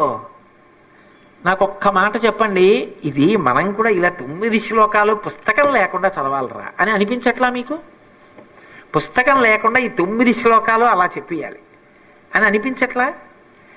అది చాలా కష్టం అండి మనసుని నిగ్రహించడం అంటాం. అసలు దానికి మొదలు అబ్బా చెయ్యాలండి అని ఉత్సాహం శంకరులు కల్పిస్తున్నారు. అది శంకర భగవత్పాదుల ప్రజ్ఞ. 2వ శ్లోకంలో ఇంకొక మెట్టు పైకి తీసుకెళ్లి నిల్చోబెడుతున్నారు. ఇప్పుడు అంటున్నారు గంధసార ఘనసార చారు నవనాగవల్లి రసవాసినీం అన్నారు. అమ్మవారి యొక్క ముఖము నోరు ఈ రెండిటికి వేరువేరు మాటలు లేవు సంస్కృతంలో. వ్యాసుల వారు లలితా సహస్రంలో చెప్పిన నామాన్నే అద్భుతంగా మార్చారు. కర్పూర వీటికామోద సమాకర్ష దిగంతరా, ఇది వ్యాసుల వారి లలితా సహస్రంలో. శంకరాచార్యుల వారి చేతిలోకి వస్తే నవరత్నమాలికలో కర్పూర గంధసార ఘనసార చారు నవనాగవల్లి రసవాసినీం అని. అమ్మవారు ఎప్పుడూ తాంబూలం నవ్వులుతూ ఉంటుంది. అందుకే లలితా సహస్రంలో కూడా ఈ నామాలు మాత్రం 1కి 2 మాటలు చెప్పబడ్డాయి. ఒక్కసారి చెప్పి విడిచిపెట్టలా వ్యాసుల వారు కూడా. కర్పూర వీటికామోద సమాకర్ష దిగంతరా అని ఒకసారి అన్నారు. తాంబూల పూరిత ముఖి అని ఇంకోసారి అన్నారు. ఎందుకో తెలుసా? అమ్మవారు తాంబూల చర్వణం చేస్తున్నట్టుగా ఎవరైనా దర్శనం చేస్తే వారు పొందేటటువంటి అనుగ్రహం ఏమిటో చెప్పడం నా వల్ల కాదని శంకర భగవత్పాదులంతటి వారు దాని ఫలితం చెప్పకుండా వదిలేశారు. అంటే ఇక దాని ఫలితాన్ని ఊహించడం ఎవరికీ సాధ్యం కాదు లోకంలో. తాంబూల చర్వణంలో ఒక విశేషం ఉంది.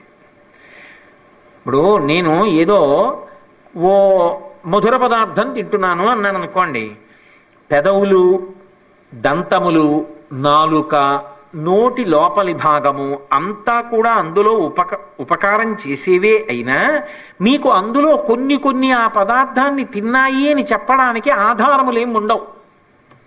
నేను లడ్డూ తిన్నానండి, మూతి ఉత్తరీయంతో తుడిచేసుకుని సభలోకి వచ్చానండి, మీకేమైనా తెలుస్తుందా నేను లడ్డూ తిన్నానని? పోనీ మీరు తినొచ్చారు, నాకు తెలుస్తుందా? తెలియదు. నేను ఒక తాంబూలం నవిలి సభలోకి వచ్చా, మీరు వెంటనే ఏమంటారు? ఇవాళ తాంబూలం వేసుకుని ప్రవచనం చేస్తున్నారు ఏమిటి అనుకుంటారా? అనుకోరా? తాంబూలం వేసుకున్నాడు అని ఏవేవి చెప్పేస్తాయంటే పెదవులు చెప్పేస్తాయి, ఎర్రబడిపోతాయి. నాలుక చెప్పేస్తుంది, ఎర్రబడిపోతుంది. ఈ చిగుర్లు కూడా ఎర్రగా అయిపోతాయి. నోటి లోపలి భాగం అంతా ఎర్రగా అయిపోతుంది. ఇలా ఏది చేసింది అంటే శంకరాచార్యులు వారు అంటున్నారు నాగవల్లి రసవాసిని అన్నారు. నాగవల్లి అన్నారు. నాగవల్లి అని ఎందుకు అనాలి అంటే శంకర భగవత్పాదులు వాడే మాటల వెనకాతల ఒక గొప్ప విశేషం ఉంటుంది. పురుషుణ్ణి వివశుణ్ణి చేస్తుంది తాంబూలం. దానికి నాగవల్లి వాడతారు. నాగవల్లి అన్న పేరు ఎందుకు వచ్చిందంటే దానికి ఇంద్రుడి యొక్క ఐరావతాన్ని తీసుకెళ్లి ఓ స్తంభానికి కడతారు, ఓ కొయ్య స్తంభానికి. ఆ కొయ్య స్తంభానికి కట్టేస్తే అనుకోకుండా అకస్మాత్తుగా ఎండిపోయిన కొయ్య స్తంభానికి ఒక తీగ పుట్టింది. అది భగవత్ సంకల్పం. అలా పుట్టిన తీగ స్వయంభూ, దాన్ని ఎవరూ పుట్టించలేదు, అదే పుట్టింది. యజ్ఞోపవీతంలాగా. యజ్ఞోపవీతం పరమం పవిత్రం ప్రజాపతిర్యత్ సహజం పురస్తాత్. ప్రజాపతి దాన్ని సహజంగా వేసుకున్నాడు అన్నట్టుగానే ఆ ఇంద్రుడు యొక్క ఐరావతం ఏ కంబమునకు కట్టబడుతుందో దానికి పుట్టిన తీగ కాబట్టి దానికి నాగవల్లి. నాగము అంటే ఏనుగు అని గుర్తు. ఏనుగు కట్టబడిన కంబమునకు పుట్టిన తీగ కాబట్టి నాగవల్లి. నాగవల్లి రస అంటే తమలపాకులను నమిలినప్పుడు వచ్చినటువంటి రసం. అది ఏం చేస్తుందంటే నోరంతా ఎర్రగా అయిపోయేటట్టు చేస్తుంది. అందులో అమ్మవారు ఏం మామూలు వేసుకోదు, అది అపారమైనటువంటి సుగంధాన్ని ఇస్తుంది. తమలపాకు మీద ఒక ఆయన ఒక పెద్ద రీసెర్చ్ చేస్తే 2010 సంవత్సరంలో హిందూ పేపర్లో దాని మీద ఒక పెద్ద ఆర్టికల్ వచ్చింది. తాంబూలానికి తమలపాకు ఒక్కదానికి ఓ శక్తి ఉంది. అందుకే ఆయుర్వేదంలో ఇప్పటికీ ఏం చేస్తారంటే వెంటనే ఔషధం వంట పట్టేయాలనుకోండి, ఉత్తరక్షణంలో ఔషధం వంట పట్టాలంటే తమలపాకుతో కలిపి వేసుకోండి అంటారు. తమలపాకులో చుట్టి నవిలి మింగేస్తారు. తమలపాకు ఏం చేస్తుందంటే కడుపులోకి వెళ్ళి జీర్ణమై రక్తంలోకి వెళ్ళదు. తమలపాకుని నవలగానే గోడలు లాగేసుకుని రక్తంలోకి తీసేసుకుంటాయి దాని సారాన్ని. అది సూక్ష్మక్రిముల్ని సంహారం చేస్తుంది. నోరు ఎప్పుడు సువాసనాభరితంగా ఉండేటట్టుగా చేస్తుంది. అంతేకాదు, నేను ఒక్క మాటే అంటాను, అంతకన్నా ఇంకా దాని గురించి నేను వివరణ చేయని సభలో, తాంబూలం పురుషుణ్ణి వివశుడయ్యేటట్టుగా చేస్తుంది. అంటే చాలా సంతోషం పొంది ప్రీతి పొందేటట్టుగా చేస్తుంది. అందుకే బ్రహ్మచారిగా ఉండగా తాంబూలం వేసుకోకూడదు, తాంబూలం అడగకూడదు. మొట్టమొదటి తాంబూలం పురుషుడి జీవితంలో ఎవరిస్తారు అంటే భార్య ఇస్తుంది. పెళ్ళవగానే మొట్టమొదటి తాంబూలం ఎవరిస్తారు అంటే భార్య. ఆ తర్వాత నుంచి ఇంకా అబ్బో వేళ్ళు చిలకలు తాంబూలాలు అవన్నీ వాటి గురించి ఇప్పుడు నేను వీటిలో ఉపన్యాసం ఎందుకు. కాబట్టి తాంబూలము పురుషుణ్ణి వివశుణ్ణి చేస్తుంది అని. అమ్మవారంతటిది తాంబూలం ఎందుకు వేసుకుంటుందో తెలుసా? అది సువాసిని యొక్క ప్రథమ లక్షణం. పురుషుడు పూజ చేసినప్పుడు ఉపచారాల్లో తాంబూల సమర్పణం చేస్తాడు. ఏదో ఉదయం పూజ చేసాం అనుకోండి, తాంబూలం సమర్పయామి అని అమ్మవారి దగ్గర తాంబూలం పెడతాం. అది ఎవరు వేసుకోవాలి? ఆయనైనా వేసుకోవచ్చు, లేదా సాధారణంగా అది అలాగే ఎందుకు ఉంచుతారంటే మధ్యాహ్న భోజనం అయిపోయిన తర్వాత ఇంటి ఇల్లాలు నవలాలి తాంబూలాన్ని. అలా తాంబూలం కానీ ఇల్లాలు నవిలితే ఆమె ఐదోతనం నిలబడుతుంది అని శాస్త్రంలో ప్రమాణం. అందుకే అమ్మవారు తాంబూల పూరితముఖి. రెండోది ఏమిటో తెలుసా? ఆవిడ తాంబూలం వేసుకుంది అంటే ఇంటి ఆయన భోజనం అయిపోయింది అని గుర్తు. ఇంటి ఆయన అమ్మాయిని భోజనం అయిందా అని అడగకూడదు. ఆవిడ తాంబూలం వేసుకుంటే. ఆవిడ తాంబూలం ఎప్పుడు వేసుకుంటుంది? భోజనం చేశాక. ఆవిడ ఎప్పుడు భోజనం చేస్తుంది? ఆయనకి భోజనం పెట్టిన తర్వాత. అంటే ఆవిడ తాంబూలం వేసుకుంటే ఆయన భోజనం అయిపోయిందా? ఎప్పుడూ తాంబూల చర్వణం చేస్తుంటుంది ఆ తల్లి. ఎందుకని? ఆవిడ ప్రథమ సువాసిని. అది మామూలు పదార్థాలతో వేసుకోదు. ఆవిడ వేసుకునేటటువంటి తాంబూలం నవ్వులుతుంటే వచ్చేటటువంటి సువాసనట దశ దిశలో ఉన్నటువంటి దేవతలు ఆగిపోయి ఇలా నిలబడి అని అబ్బా అమ్మ తాంబూలం నవ్వులుతోందిరా అంటే అత్త కర్పూర వీటికామోద సమాకర్ష దిగంతరా అన్నారు వ్యాసుల వారు. అందుకే శంకరాచార్యులు వారు అంటున్నారు గంధసార ఘనసార చారు నవనాగవల్లి రసవాసిని. అది నవనాగవల్లి. ఫ్రిడ్జ్లో 5 రోజులు పెట్టారనుకోండి, ఏదో తొడమిలు పక్కవి అన్నీ ఇలా వాలిపోయి ఎండిపోయి అయిపోతాయి. అప్పుడే తమలపాకు కోసి తీసుకొచ్చారనుకోండి, ఇలా దాని యొక్క అంచు దాని యొక్క ముచిక పట్టుకుంటే తమలపాకు నిలబడాలి. అలా ఉంటుంది చక్క నవనాగవల్లి అంటారు. ఆ నవనాగవల్లి ముచిక తింటే అనారోగ్యం. ముచిక కానీ చివర కానీ తాంబూలంలో తింటే అనారోగ్యం చేస్తుంది. అందుకే ఏం చేస్తారంటే ముచిక తుంపేస్తారు, చివర తుంపేస్తారు. తుంపేసి తాంబూలాన్ని సిద్ధం చేస్తారు. నవనాగవల్లి అప్పుడే తుంచి తీసుకొచ్చినటువంటి తమలపాకులు ఎంత లావణ్యంతో ఎంత బాగా ఉంటాయి. అటువంటి తమలపాకులతో చేయబడినటువంటి తాంబూలాన్ని అమ్మవారు నవిలి కూర్చునుంటే లేదా నవ్వులుతుంటే, నవిలేసి అని కూర్చోదుగా, నవ్వులుతోంది. నవ్వులుతూ ఉంటే ఏమవుతుంది? అప్పుడు అమ్మవారి పెదవులు ఎర్రగా కనపడతాయి. అదే రెండో చరణంలోకి ఎడుతోంది. ఆ కవిత్వం చేస్తూ శంకరుడు చేసిన దర్శనం. ఎర్రటి పెదవి, పళ్ళ కింద ఉన్న చిగుర్లు ఎర్రగా, నాలుక ఎర్రగా, దంతముల మీద కొద్దిగా ఎర్రటి చిన్న చిన్న అలా ఆచ్ఛాదన, లోపలి భాగం అంతా ఎర్రగా ఉంది. దానికి కష్టమా ధ్యానంలో చూడడం? ఎంత తేలిక! అంత ఎరుపు మన మీద ప్రేమకి గుర్తు, ఆమె భర్త మీద ప్రేమకి గుర్తు, నిత్య సువాసినిత్వానికి గుర్తు. అసలు ఆ తాంబూలం వల్ల ఎంత ఫలితం అంటే చెప్పడం ఎవరికీ సాధ్యం కాదు. అందుకే రణీజిత్వా దైత్యానపహృత శిరస్త్రై కవచిభి నివృత్యై చండాంశస్త్రిపురహర నిర్మాల్య విముఖై విశాఖేంద్రోపేంద్రై శశివిశద కర్పూరశకలా విలీయంతే మాతస్తవ వదన తాంబూల కబళా అన్నారు శంకర్లు సౌందర్యలహరిలో. అమ్మవారు తాంబూల చర్వణం చేస్తూ లోపల కూర్చుందిటే. కూర్చుంటే విశాఖేంద్రోపేంద్రో, సుబ్రహ్మణ్యేశ్వర స్వామి సైన్యాలకు అధిపతి, అందుకని ప్రోటోకాల్లో ముందు చెప్తారు. సుబ్రహ్మణ్యుడు, ఆ వెనక ఇంద్రుడు, ఆ వెనక ఉపేంద్రుడు, శ్రీ మహావిష్ణువు ఆయనకి తమ్ముడిగా వచ్చాడు వామనమూర్తిగా. ముగ్గురు రాక్షస సంహారం చేసి వచ్చారు. అమ్మ దగ్గరికి వచ్చినప్పుడు ఎవరైనా పిల్లలేగా. అమ్మవారి దగ్గరికి వచ్చారు అంటే వాళ్ళు అమ్మవారి పిల్లలే కాదా ముగ్గురు. అందుకని వాళ్ళు ముగ్గురు ఏం చేశారంటే, అమ్మా అమ్మా మేము గెలిచామమ్మా అని చెప్పాలి. గెలిచామమ్మా అంటే ఎవరి వల్ల గెలిచారు? అమ్మవారి ఇచ్చిన శక్తి వల్ల. అమ్మ దగ్గరికి వెళ్ళి చెప్పాలి ఈ మాట. యుద్ధం చేసి వచ్చారంటే ఆకలేస్తోంది, అమ్మ అన్నం పెడుతుంది, అమ్మకి వెళ్ళి చెప్పాలి అమ్మ గెలిచేసామమ్మా అని చెప్పాలి. గబగబా వచ్చేసారు, ఏదో పాదరక్షలు ఇప్పేశారు. ఆ చేతులకు వేసుకున్నటువంటివి ఉడుము తోలుతో వేసుకుంటారు దెబ్బలు తగలకుండా. ఆ ఎన్ని మాటలు టంకారం చేసినా వేలుకు పొర్రకుండా ఉడుము తోలుతో చేసినటువంటివి వేళ్లకి తొడుక్కుంటారు. అవన్నీ ఇలా తీసి అవతల పారేశారు. ఒక్క వేసుకున్న కవచాలు తీయలేదు. ఎందుకని కవచం లోహంతో చేస్తారు. చేసేది పిట్లిపోకుండా ఉండడానికి ఆ కన్నంలోకి ఇనప గుండి పెట్టి దాన్ని ఇలా అడ్డంగా పెట్టేస్తారు. అది ఒక్కొక్కటి తిప్పి కన్నంలోంచి తీసి లోహంతో ఉన్నది విప్పి జాగ్రత్తగా వెనక నుంచి ఒకటి విప్పితే పక్కన పెట్టాలి. అమ్మని చూడాలని తొందర, అందుని కవచాలు విప్పలేదు. విప్పకుండా పరిగెత్తుకుంటూ అమ్మవారి దగ్గరికి వెళ్తున్నారు. వెడుతుంటే తాంబూలం వేసుకుందంటే వాళ్ళ ఆయన భోజనం చేసేసాడని గుర్తు కదా. నివృత్యై చండాంశస్త్రిపురహర నిర్మాల్య విముఖై. ఓ పెద్ద పీట, దానికి బంగారం పువ్వులు, అక్కడ పెట్టిన కంచంలో కొంత భోజనం చేసేసి మిగిలింది చేయకుండా మిగిలిపోయింది. ఓ నాన్నగారు భోజనం చేసేసారనమాట. చూశారు, కానీ ఆకలేస్తోంది. ఇలా చూసేటప్పటికి నాన్నగారు కొన్ని తిన్నారు, ఇంకా కొన్ని విడిచిపెట్టారు. నాన్నగారు తినదేగా మనం తిందామనిపిస్తుంది. ఎందుకని ఇలా తల తిప్పేశారట. ఎందుకని? నాన్నగారు వరం ఇచ్చారు, చండుడు తినాలి, అవి చండీశ్వరుడు తినాలి.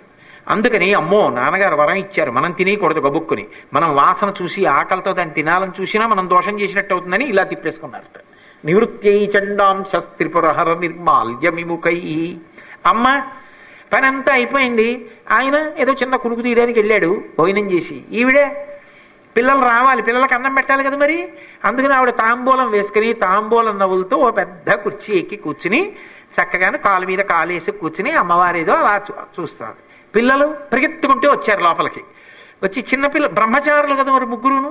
అందుకని వచ్చి అమ్మకి ఇటొకడు కూర్చున్నారు కాళ్ళ దగ్గర. కూర్చుని వీటి మీద చేతులేసి ఈ కుర్చీకున్న దండిల మీద అమ్మ వంక ఇలా చూస్తున్నారు. ఎందుకని?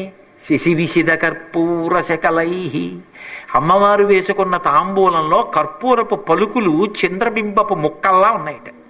ఎర్రటి తాంబూలం, ఆ తెల్లటి కర్పూర కలికలు, సువాసన. వాళ్ళు బ్రహ్మచారులు కదా మరి తాంబూలం తినలేదు వాళ్ళు. అందుకని ఏంటిది అమ్మా ఎర్రగా ఉంది నోరు, ఏం తింటున్నావమ్మా అని ఇలా చూస్తున్నారట. అమ్మ గెలిచి వచ్చామమ్మా అని చెప్పడం మర్చిపోయారు ఆవిడ నోరు చూసి. అప్పుడు అమ్మ ఏం చేసి ఉండాలి? అమ్మ ఒక్కతే ఒక పని చేస్తుంది. మనం అందరం అది పొందిన వాళ్ళమే. అది జీవితంలో ఒక అద్భుతమైన కానుక. అమ్మ తాంబూలపు పిడచ పెడుతుంది. అది దానికి బ్రహ్మచర్యానికి అడ్డే ఉండదు. బాగా పసితనంలో అమ్మ ఎక్కడికన్నా విందు భోజనానికి వెళ్ళిందని కూడా మనం వెళ్ళిపోతాం, అమ్మని తీసుకెళ్ళిపోతుంది అమ్మ. భోజనం అయిపోయిన తర్వాత అమ్మ తాంబూలం తింటుంటే వెళ్ళి దగ్గరికి పోతే అమ్మ ఏంటది నేను తిన్నా అంటాడు. తాంబూలం నువ్వు వేసుకోకూడదు. అమ్మ నాకు పెట్టవా నాకు పెట్టవా అంటాడు. అంటే అమ్మ ఎలా పెడుతుంది? ఇలా చేత్తో ఎంగిలి ముద్ద తీసి నోట్లో పెట్టదు. మనందరం అనుభవించిన వాళ్ళమే. అది అమ్మ మాత్రమే పెట్టేటటువంటి అపురూపమైన కానుక. మళ్ళీ అలాంటి కానుక అందుకోవాలి అంటే ఇంకో జన్మెత్తి పసిపిల్లాడైన తర్వాతే.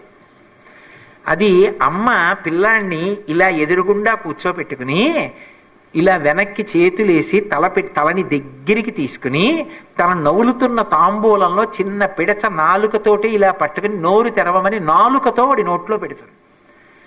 వాడు ఆ తాంబూలపు పిడచలో అమ్మ యొక్క లాలాజనం కలిసి ఉంది. చీ ఎంగిలి అండవు. ఎంత మురిసిపోతాడో.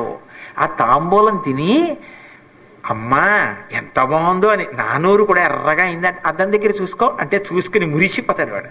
వాడిని చూసుకుని అమ్మ మురిసిపోతుంది. అది చెప్పాలా ఆ ముగ్గురు పిల్లలకే అమ్మ పెట్టిందని?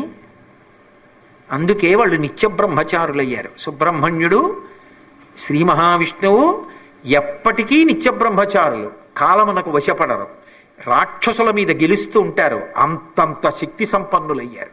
ఎందువలన ఇంకా నేను చెప్పక్కర్లేదు, అవన్నీ అమ్మవారి తాంబూలపు పిడచ తిన్నారు. కాబట్టి ఇంకా దాని శక్తి ఎంత అంటే నేనేం చెప్పనని శంకరాచార్యుల వారు వదిలేశారు శ్లోకం. బహుశः శంకర భగవత్పాదులు దాని శక్తి చెప్పలేనని విడిచిపెట్టిన ఏకైక శ్లోకం అమ్మవారి యొక్క తాంబూల చర్వణమే. నేను ఇప్పుడు అవన్నీ చెప్పడం సాధ్యం కాదు. కానీ అమ్మవారు ఈ లోకంలో అద్భుతాలు సృష్టించింది తన తాంబూలపు పిడచ పెట్టి. ఇప్పటికీ అమ్మవారు అనుగ్రహించాలి అనుకుంటే తన తాంబూలం ఇస్తారు. చాలా చాలా సంతోషించి మేమందరం పొంగిపోయేది ఏమిటంటే, మొన్న మేము కాంచీపురం వెళ్ళినప్పుడు అమ్మవారి ఏకాంత సేవలో రాత్రి తాంబూలాలు పెడతారు. అమ్మవారు అయ్యవారు వేసుకుంటారు. అమ్మవారి సుప్రభాతానికి అమ్మవారి మందిరం ముందు నించోబెట్టారు. అమ్మవారు బయటికి వస్తారు, నించోండి. బయటికి వస్తారని నించోబెట్టి అకస్మాత్తుగా అక్కడ ఉన్న 2 తాంబూలాలు బహుమానం చేశారు, తినండి అని. కాబట్టి అమ్మవారు అనుగ్రహించిందా? ఆ తల్లి తాంబూలాన్ని మించిన ప్రసాదం ఈ లోకంలో ఉంది అని చెప్పడానికి ఇంకొక పదార్థం ఉన్నది అనడము సాధ్యము కాదు. అందుకే అది దర్శనం చేయి, చాలా తేలిక. ఆ వాసన, తల్లి, ఆ తాంబూల చర్వణం, ఆకుపచ్చ తునకలు, కర్పూరపు శకలాలు, ఎర్రటి నోరు, ఎర్రటి పెదివి, కొద్దిగా ఎర్రటి ఆచ్ఛాదనతో ఉన్న ఆ పళ్ళు, ఆ నోరు ఒక్కసారి చూడు అని గంధసార ఘనసార చారు నవనాగవల్లి రసవాసినీం సాంధ్యరాగ మధురాధరాభరణ సుందరానన శుచిస్మితాం. ఎక్కడ పడ్డాయో ఆ ఎరుపు శంకర భగవత్పాదులు మొదటి పాదంలో చెప్పారు కదూ. ఆయన మనసునే పట్టేసింది ఆ ఎరుపు. పట్టేసి ఆ ఎరుపు వదలక ఒక మాట అంటున్నారు మళ్ళీ వెంటనే కింద, సాంధ్యరాగ మధురాధరాభరణ సుందరానన శుచిస్మితాం. సాంధ్యరాగ అంటే సంధ్యాకాలంలో ఉండేటటువంటి ఆకాశం. సంధ్యాకాలము ఎంత ఎర్రగా ఉంటుందో, అసలు సంధ్యాకాలం యొక్క ఎరుపు చూడాలి అంటే ఆకాశంలో చూడడం కాదా ఎరుపు. సంధ్యాకాలం ఎంత ఎర్రగా ఉంటుందో చూడాలి అంటే మీరు సముద్రపు ఒడ్డున కూర్చోవాలి ఎప్పుడైనా. విశాఖపట్నం వెళ్ళి, అది కూడా శరత్కాలంలో కూర్చోవచ్చు. కానీ సమస్య ఏంటంటే మంచు ఉంటే కనపడదు. సముద్రం దగ్గర నీటి తుంపర్లు, మంచు కొంచెం ఎక్కువ ఉంటాయి, కష్టం. గ్రీష్మ ఋతువులో కానీ చూస్తే ఏమీ అడ్డుండదు. చీకటిగా ఉండగా మీరు ఏ తెల్లవారుజామున 4:30కో వెళ్ళిపోయి ఏమీ చెయ్యక్కర్లేదు, సముద్రపు ఒడ్డున కూర్చుంటే చాలు. ఎట్నుంచి వస్తాడు సూర్యుడు ఏమీ తెలియదు, కటిక చీకటి, ఎదురుగుండా సముద్రం, హోరు, కెరటాలు ఉంటాయి అంతే. మీరు చేయవలసిందల్లా ఎవరో చుట్టం వస్తాడన్నట్టు కూర్చుంటే చాలు. అకస్మాత్తుగా సముద్రంలోంచి ఒక ఎర్ర కాంతి పైకి కొడుతుంది. ఆ కాంతి కొడుతున్న చోటు నుంచి అకస్మాత్తుగా ఎర్రటి గీత ఒకటి పైకి వస్తుంది. మీరు ఆ ఎరుపు కాంతి కనపడినప్పటి నుంచి ఎర్రటి బింబం పైకి రావడానికి ఎంత సమయం పడుతుందో ఆదిత్య హృదయం తెరవడానికి ఖచ్చితంగా అంత సమయమే పడుతుంది. అలా రచించారు వాల్మీకి. ఎర్రటి బింబం వస్తుంది. అప్పుడు మీరు ఆ బింబం కొద్ది క్షణాలు ఉంటుంది ఎరుపు రంగులో. ఎర్రటి రంగులో బింబం వచ్చినప్పుడు ఇలా వెనక్కి తిరిగి మీరు చూస్తే ఎంత దూరం పశ్చిమ దిక్కుందో విశాఖపట్నం సముద్రపు టొడ్డునున్నటువంటి భవనాలన్నీ ఎర్రటి కాంతిలో మునిగిపోతాయి. అదే లలితా సహస్రనామ స్తోత్రంలో వ్యాసుల వారు మొట్టమొదట్లో ప్రతిపాదించారు. ఆ తల్లి ఉదయిస్తూ ముద్యద్భాను సహస్రాభా చతుర్బాహు సమన్విత, ఉదయిస్తున్నటువంటి 1000 సూర్యుల కాంతి. ఆ ఎర్రటి కాంతి ఏమవుతుందంటే సముద్రం మీద ఎర్రటి జాడ పడుతుంది. ఎర్రగా అకస్మాత్తుగా ఎవరో ఒక తివాచీ పరిస్తే ఎలా ఉంటుందో అలా వస్తుంది. అప్పుడు దాని మించో పడవ వెళ్ళింది అనుకోండి, అసలు మీరు చూసి తీరాల అందం ఎంత గొప్పగా ఉంటుందో, బాపు గారి బొమ్మలా ఉంటుంది. అప్పుడు ఆ పడవ వెడితే దాని మించి ఈ గీత మళ్ళీ ఆ బింబం పసుపచ్చ నారింజ రంగులోకి మారిపోతుంది. మారిపోగానే ఈ తివాచి అంతా పోతుంది, కెరటాలన్నీ కనపడి వెలుతురు వచ్చేస్తుంది. అది అసలు ఆ సాంధ్యరాగ ఆ ఎర్ర కాంతి చూసి తీరాలి. ఆ ఎరుపు కాంతి అమ్మవారి అనుగ్రహం. సాంధ్యరాగ మధురాధరాభరణ సుందరా నన్న శుచి స్మితాం. అధరము అంటే కింది పెదివి, తాంబూల పూరిత ముఖి కదూ, ఎర్రటి పెదివి, అందులో తాంబూలం వేసుకుంది. ఇప్పుడు ఆ పెదవికి ఆభరణం ఏమిటంటేట ఆవిడ చిరునవ్వి. శుచిస్మితాం అన్నారు. అది మామూలు నవ్వు కాదు, అది ఏదో మనం చూసి ఎంత బాగా నవ్వుతోందో అనడానికి కాదు. అలా అనవలసిన వాడెవరంటే ఆయన ఒక్క పరమశివుడే. ఎంత అందంగా నవ్వుతోందో అనేది ఆయన. మనకి శుచిస్మితాం, అమ్మ చూడు నా వంక చూసి ఎలా నవ్వుతోందో అనాలి. అందుకే అక్కడ కొడుకు అనవలసిన మాట వేశారు. శుచిస్మితాం, శుద్ధమైన నవ్వు. ఆ నవ్వు నిన్ను ఉద్ధరించే తల్లి నవ్వు తప్ప ఆ నవ్వు నీకు ఇంకా ఏ భావన కల్పించే నవ్వు కాదు. ఇంకింతకన్నా నీ వ్యాఖ్యానం చేయక్కర్లేదు. అది ఇంకొక రకం నవ్వుగా నీకు అన్య స్త్రీ నవ్వైతే ఏమో నీ మనసు భావన ఎలా మారుతుందో, కానీ ఆవిడ తల్లి. ఆ తల్లి యొక్క నవ్వు నీకు ఎప్పుడూ కూడా ఉద్ధరణ హేతువే. అసలు ఇంకా నేను స్పష్టంగా మాట్లాడాలంటే లోకంలో ఏ స్త్రీ నీ ముందు నిలబడి నవ్వినా ఆ నవ్వు అమ్మవారి నవ్వులాగే నీకు ఉండాలి. ఇంకొకలా ఎందుకు కనపడాలి అసలు? అది అమ్మ నవ్వితే ఎంత స్వచ్ఛంగా ఉంటుందో ఎవరి నవ్వైనా అంత స్వచ్ఛంగానే ఉంటుంది. ఇంకొకలా ఉంటుందని అసలు నేను అన్నాం నా నోటితో. కాబట్టి సుందరా నన్న శుచి స్మితాం. శుచి అంటే శుద్ధమైన నవ్వు. ఎందుకు ఆ నవ్వు అంటే పిల్లలు కూర్చుని ఆడుకుంటూ ఉంటారు. అమ్మ కూర్చుని ఏదో బట్ట కుట్టుకుంటూ ఉంటుంది. కొత్త బట్ట, దసరా వచ్చేస్తోంది కదా, వీడు కొత్త బట్ట తీసుకొచ్చారు. తీరా వేసేటప్పటికి ఆ పిల్లకి వేసినటువంటి జాకెట్ కొద్దిగా ఇలా జారింది. అమ్మ కదూ, అలా కూడా ఉండకూడదు, బుట్ట బొమ్మలా ఉండాలి నా కూతురు అనేది ఏదో దగ్గర చేసి ఇలా కుట్టుకుంటూ ఉంటుంది. కుట్టుకుంటుంటే పిల్లలు ఆడుకుంటూ ఉంటారు అలా. అప్పుడు చూడాలి మీరు, ఆ పిల్లల్ని చూసుకుని ఓ చిన్న నవ్వు నవ్వుకుంటుంటుంది. ఎంత సంతోషమో. శుచిస్మితాం, బిడ్డల్ని చూసుకుని అమ్మ నవ్వినంత నవ్వు ఎంత పవిత్రంగా ఉంటుందో, ఎంత శుద్ధంగా ఉంటుందో. అమ్మ నీ నవ్వు అంత శుద్ధంగా ఉంది అంటే అలా ఆ తల్లి ముఖాన్ని ఆ నవ్వుని చూసిన వాడెవరో వాడు బిడ్డడిగా ఒక్కసారి ఆ తల్లి వంక అలా చూసి ఆ ఆనందాన్ని పొందితే ఇక వాడు ఉద్ధరింపబడతాడని 10 మాటలు నేను నోటితో అనాలా? అందుకే అమ్మవారి గురించి ఎక్కడ చెప్పినా ఆవిడ చిరునవ్వుని ఇదే ఉపమానంతో చెప్తారు. తృణమంతరత కృత్వా ప్రత్యువాచ శుచిస్మిత అంటారు రామాయణంలో వాల్మీకి మహర్షి. సీతమ్మ నవ్వితే శుచిస్మిత, శుద్ధమైన నవ్వు నవ్వింది. ఎదురుగునా ఉన్న రావణాసురుల్లో దిక్కుమాలిన భావాలున్నాయేమో, ఆవిడలో మాత్రం శుచిస్మిత.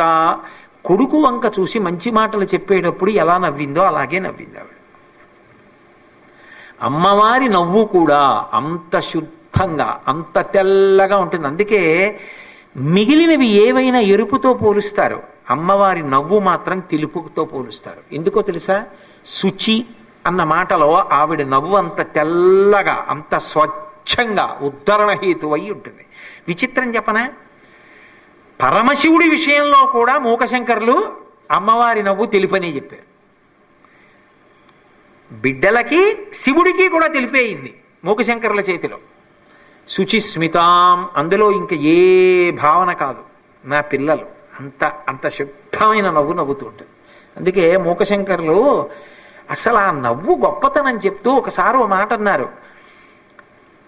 అమ్మా, నీ నవ్వు గొప్పతనం ఏంటంటే హేరంబేచ గుహేచ హర్షభరితం వాత్సల్యమంకోరయన్ మారద్రోహిణి పూరుషే సహభువం ప్రేమాంకురం వ్యంజయన్ ఆనమ్రేషు జనేషు పూర్ణ కరుణా వైదగ్ధ్యముత్తాలయ శ్రీకామాక్షి స్మితమంజరీ తవ కథంకారం మయా కథ్యతే అన్నారు.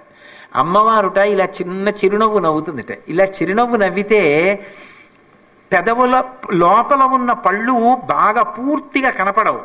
రదనచ్చద దోమతెర పట్టినట్టు ఈ కొద్దిగా సగం పళ్ళు మాత్రమే కనపడతాయి. అంతే చిరునవ్వు అంటారు. అంతేగాని ఓ పిచ్చ నవ్వులు నవ్వకూడదు అస్తమానం. అందుకని సగం పళ్ళు మాత్రమే కనపడేటట్టుగా నవ్వే లక్షణం ఉన్నది కాబట్టి చిరునవ్వు నవ్వుతుంది. మందస్మిత అంటారు. శుచిస్మిత. అందులో ఎన్ని భావాలు ఉంటాయంటేట హేరంబేచ గుహేచ హర్షభరితం. ఆవిడ అలా చిన్న నవ్వు ఎందుకు నవ్వుతుందంటేట, పెద్దవాడు ఉన్నాడు కొడుకు, హేరంబేచ మహానుభావుడు, విఘ్నములకు అధిపతి. నా భర్త అంటే మహాప్రీతి పెద్ద కొడుక్కి, మంచి కొడుకు, సంతోషం కనపడుతుందట ఆ నవ్వులో. గుహేచ రెండోవాడు మహాజ్ఞాని, నా కొడుకు అంత జ్ఞాని, తృప్తి కనపడుతుందట. హేరంబేచ గుహేచ హర్షభరితం వాత్సల్యమంకోరయన్మరద్రోహిణి పూరుషై సహభువం ప్రేమాంకురం వ్యంజయన్. పరమశివుడి గుర్తొస్తుంటట ఆవిడికి ఎప్పుడు. ఆయన గుర్తొస్తుంటే పరమ సహజమైనటువంటి ప్రేమ అభివ్యక్తమవుతుంటుంది ఆ నవ్వులో. ఇక ఆవిడ శ్రీకామాక్షి, ఆ కామాక్షి పరదేవత చిన్న నవ్వు ఎందుకంటేట, నా పిల్లలకి ఏమైనా చేద్దాం ఆదిశక్తిని అంటే నేనేం చేయాలి, వాళ్ళకి వాళ్ళంతటా వాళ్ళు ప్రయోజకులు. మా ఆయనకి ఏమైనా చేద్దామంటే నేనేం చేయాలి, ఆయన మహానుభావుడు, చేయడానికి ఏమీ లేదు, పాపం బాధల్లో ఉన్న వాళ్ళు అని ఆవిడ దగ్గరికి వచ్చి వంగి నమస్కరించిన వాళ్ళని చూసి వీళ్ళు పాపం బాధల్లో ఉన్నారని చెప్పేసి మన వంక చూసి నేనేదో చెయ్యాలని అహంకారంతో మనం తక్కువని చూడదట ఆవిడ. ఆనమ్రేషు జనేషు పూర్ణ కరుణా వైదగ్ధ్యముత్తాలయ.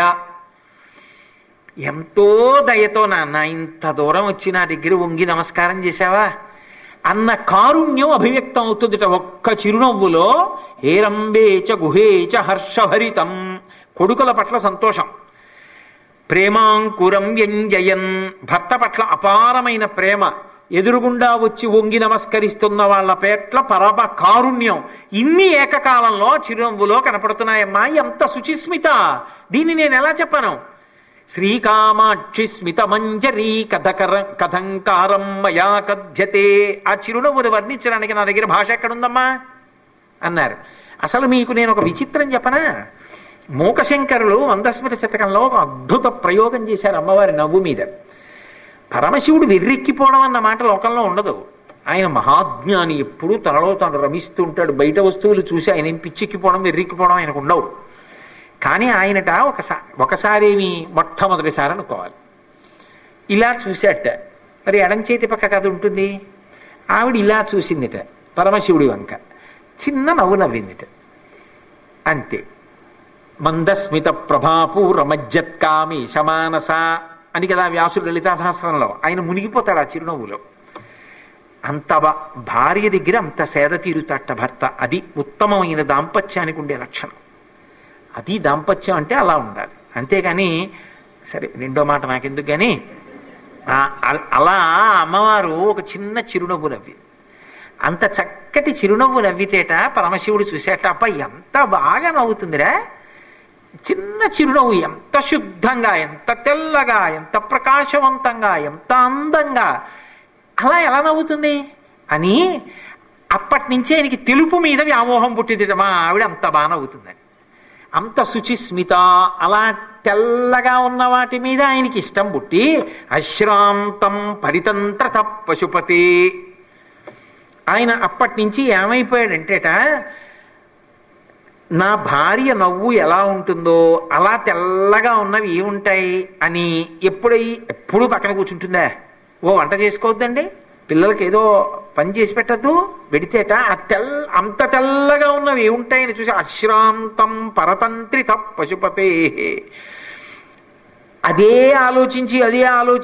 ఆలోచిస్తూ ఆయన ఇందుం నాక ధనించ శేఖరతవై మాలాంచ దత్తేన వై వైకుంఠైరవకుంఠనంచ కురుతేర్భస్మాచ యూర్ధౌళితై అన్నారు.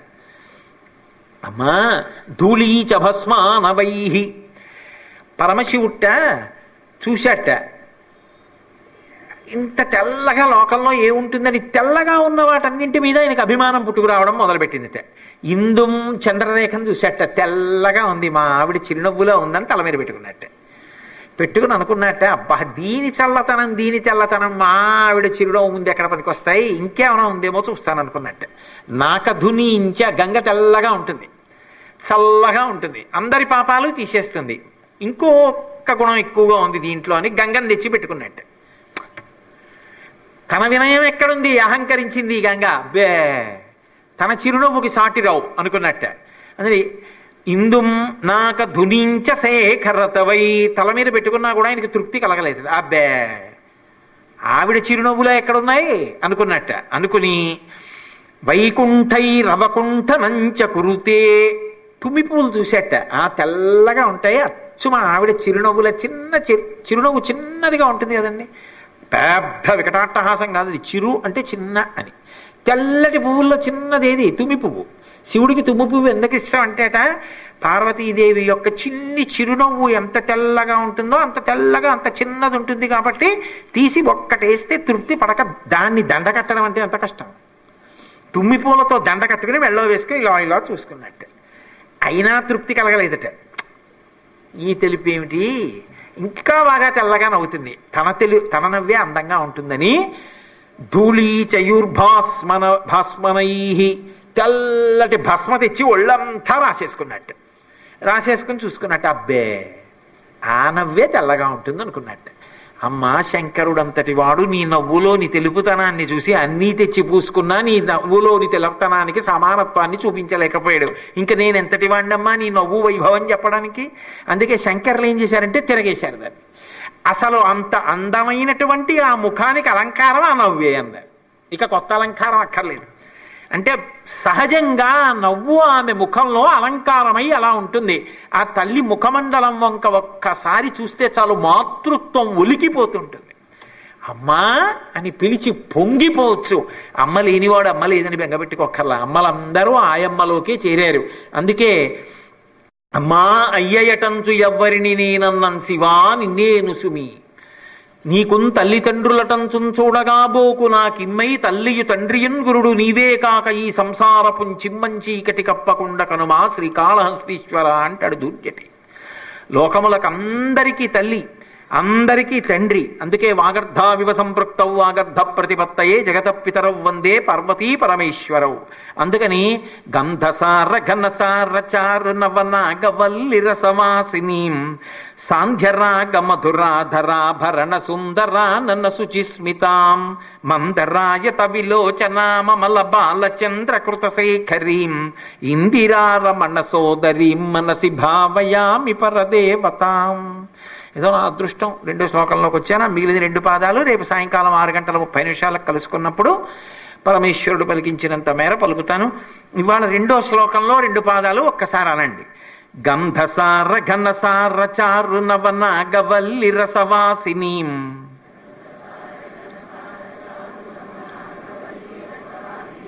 అసలు ఎందుకంటే అది నేను ఇన్ని మాటలు అన్నాక మీకు వచ్చేయాలి.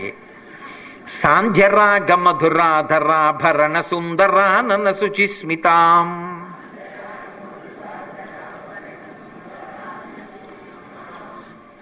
మంగళాశాసనపరై మదాచార్య పురోగమై సర్వైశ్చ పూర్వైరాచార్యై సత్కృతాయాస్తు మంగళం. మంగళం కోసలేంద్రాయ మహనీయ గుణాత్మనే చక్రవర్తి తనూజాయ సర్వభౌమాయ మంగళం. ఉమాకాంతాయ కాంతాయ కామితార్థప్రదాయినే శ్రీగిరీశాయ దేవాయ మలినాథాయ మంగళం. సర్వం శ్రీ ఉమామహేశ్వర పరబ్రహ్మార్పణమస్తు. స్వస్తి.